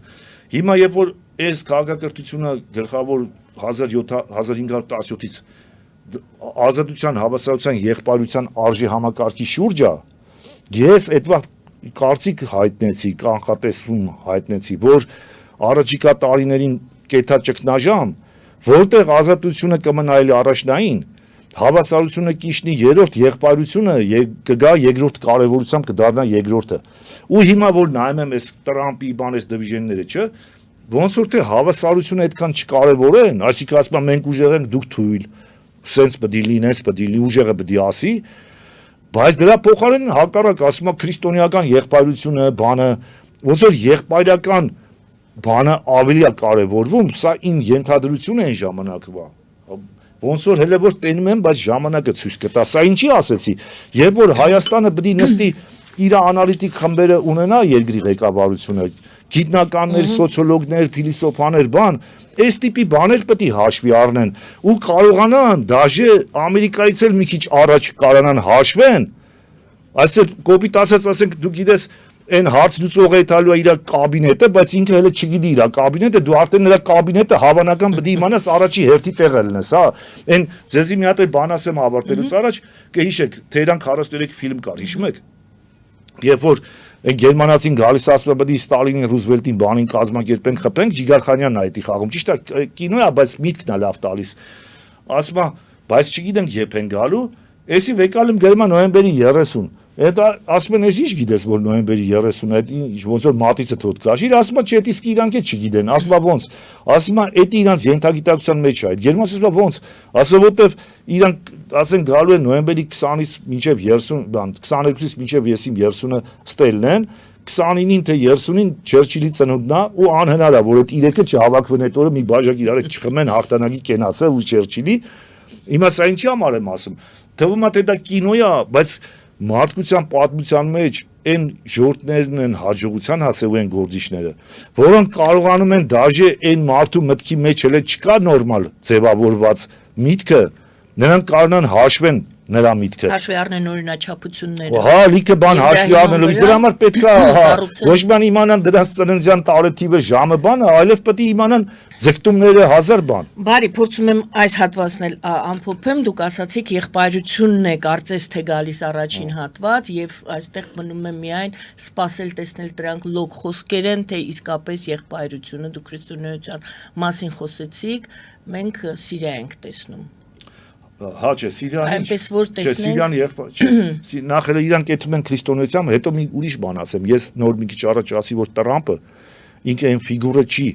ինքը, երբ որ ես նոր նկարագրում էի, թե ամերիկյան պետությանը ոնց է պետք Ռուսաստանի հետ հարցերը լուծի, ես մի հատ տարանջատեցի, չէ, ասեմ Տրամպը կարող անձնական ամբիցիայով է դա ուզում, անձնական ամբիցիայով, որը համընկնում է ամերիկյան պետության ստրատեգիական շահերին։ Հիմա թողեք ասեմ, քրիստոնեության մասին, որ ինքը խոսում է, ինքը առևտրական է, ինքը կարող է 1000 մարդու էլ վատություն արել, կարող է իր համար եղբայրությունը արժեքել չի, բայց ինքը դա խոսում է հելնելով իր շահերից ու կարող է մի 4 տարի դու իրան տապալեն, բայց գա իսկապես այդ արժեքները դավանող մարդը, այսինքն ուզեմ ասեմ, եւ որ դուք ասում եք կարող է բախի ասիրիացենց Հայաստանն են Չի, ասում եմ դա պետք է գործող երևա։ Հա, չէ, ես ասեցի իմ կանխատ, նայեք, ես ասեցի իմ կանխատեսումը մի 2007 թվականի գրածից մեջ, որ սպասում եմ ռեֆորմ լինի, հիմա ասեցի տեսնում եմ, ոչ թե ասի տեսնում եմ Տրամպին, այլ տեսնում եմ ճգնաժամը։ Բարի։ Ու շրջանառվում են թեմաներ։ Հիմա Տրամպը կանի, բայց դրա համար եմ ասում, կարող Մակրոնը լինի այդ եղբայրության, ոնց որ Ֆրանսիան վախտին արել է։ Ջահը պահողը, հա։ Ուզեմ ասեմ, հա կարող է ճապոնացի լինի, ես չնայած ես նկատում եմ քրիստոնեական, էլի, քաղաքակրթության մասին ախոս։ Եվ կոչ է կանում հնարամտություն է պահանջվում Հայաստանից, ասում է Շանթ։ Ես իբան ասեմ, եթե մարդը ասում է ժողովրդին ասում է եկեք խափենք ուրիշներին, նշանակում է ինքը ընդունակա սեփական ժողովրդին է խափի։ Դա բարոյական չի։ Իսկ հնարամտությունը բարոյապես թույլատրված է, որտեղ ովորի վեսեժներ էր խափում, էլի այդ խորամանկություն էր անում 4.5 տարի ասում էր եթե եմ Եվրամիություն, ես երբեք դեմ չեմ եղել գնալ կամ չգնալուն, էլի, այսինքն ոչ կողմ եմ եղել գնալուն, ոչ դեմ եմ եղել գնալուն, բայց ես իրան քննադատում էի խափելու համար։ Ասեմ ախպեր, դու միջա կներեք, էսի ավարտեմ, սա կարևոր է։ Եթե մենք խափում ենք միջազգային հանրությանը, մենք մեկատ ուժելու ենք, որտեղ մեր ուժը, այդ ուժեղները, գերտերությունները կարան խափեն թույլերին ու աչոտ չտան։ Այդ թույլերն է սատից ձև են բռնելու, որ հավատացինք, չջոգինք, որ խափում ես, որտեղ որ ջոգեն ինչ է, ասենք Զելենսկին հելավ իրանց այդ վիճես, իհարկե լավ արեց, բայց ինչ կարող աներ Զելենսկին, ոչ իմ բան, պետք է հետո գնա ներողություն խնդրի ու դա նորմալ է, բայց թույլը որ խափի ուժեղին, դրա հետևանքը կզգա ոչ թե մենակ այդ անձը սկի կարող է չզգա, այդ պետությունը ժողովուրդը զգա։ Ասում եք ճիշտ գնահատել իրավիճակը եւ Լինել հնարամիտ։ Ոչ թե խաբեբա։ հաշվի առնել օրինաչափությունները, ճիշտ գնահատել իրավիճակը, հաշվարկել օրինաչափությունները եւ դրանց հիման վրա կառուցել այդ հնարամտությունը։ Օգտագործել կամ չգիտեմ։ Ինչ որ հնարամիտ դրսևորել հնարամտությունը։ Ձեզ մի բան էլ ասեմ։ Չեսի կարճ բան ասեմ, էլի։ Ինչի եմ խոսում, որ այդ արժեքները խի են կարևոր, ասենք շատերը ասում են կրթությունը։ Ուրեմն ես 80 թվին շինարարականում էի սովորում, մինչև ավտոճանապարհին գալ։ Մեր քիմիայի դասերում նա դեպ պատմեց, ասեց ավտոգեն բան սվարկեն։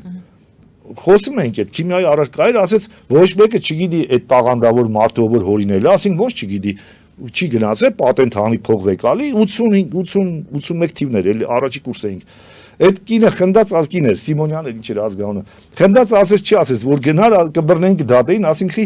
ասում է այդ մարդը որ հորինել է ավտոգեն սվարկեն ուսին դրած որ պետք է թա գնացել է բանկը Գերմանիա թե Անգլիա ասես բանկը կտրել է սեյֆով սվարկով կտրել թալնել է չգիտեմ ինչքան փող մինչև այսօր չի գտնվել Եթե ասես գտնվի բռնելու են դատեն հիմա սա ինչի համար եմ այս օրինակը միշտ ուղերից մեջ տպված է որ մարդը կարա տաղանդավոր մարդը լի կրթությունել ունենա ամեն ինչ ունենա բայց իջարս գործադրի բայց եթե մարդը բարոյական արժե համակարգ ունի երբեք իր տաղանդը կամ ընդունենք տաղանդ չի ձիրք չի ուղղակի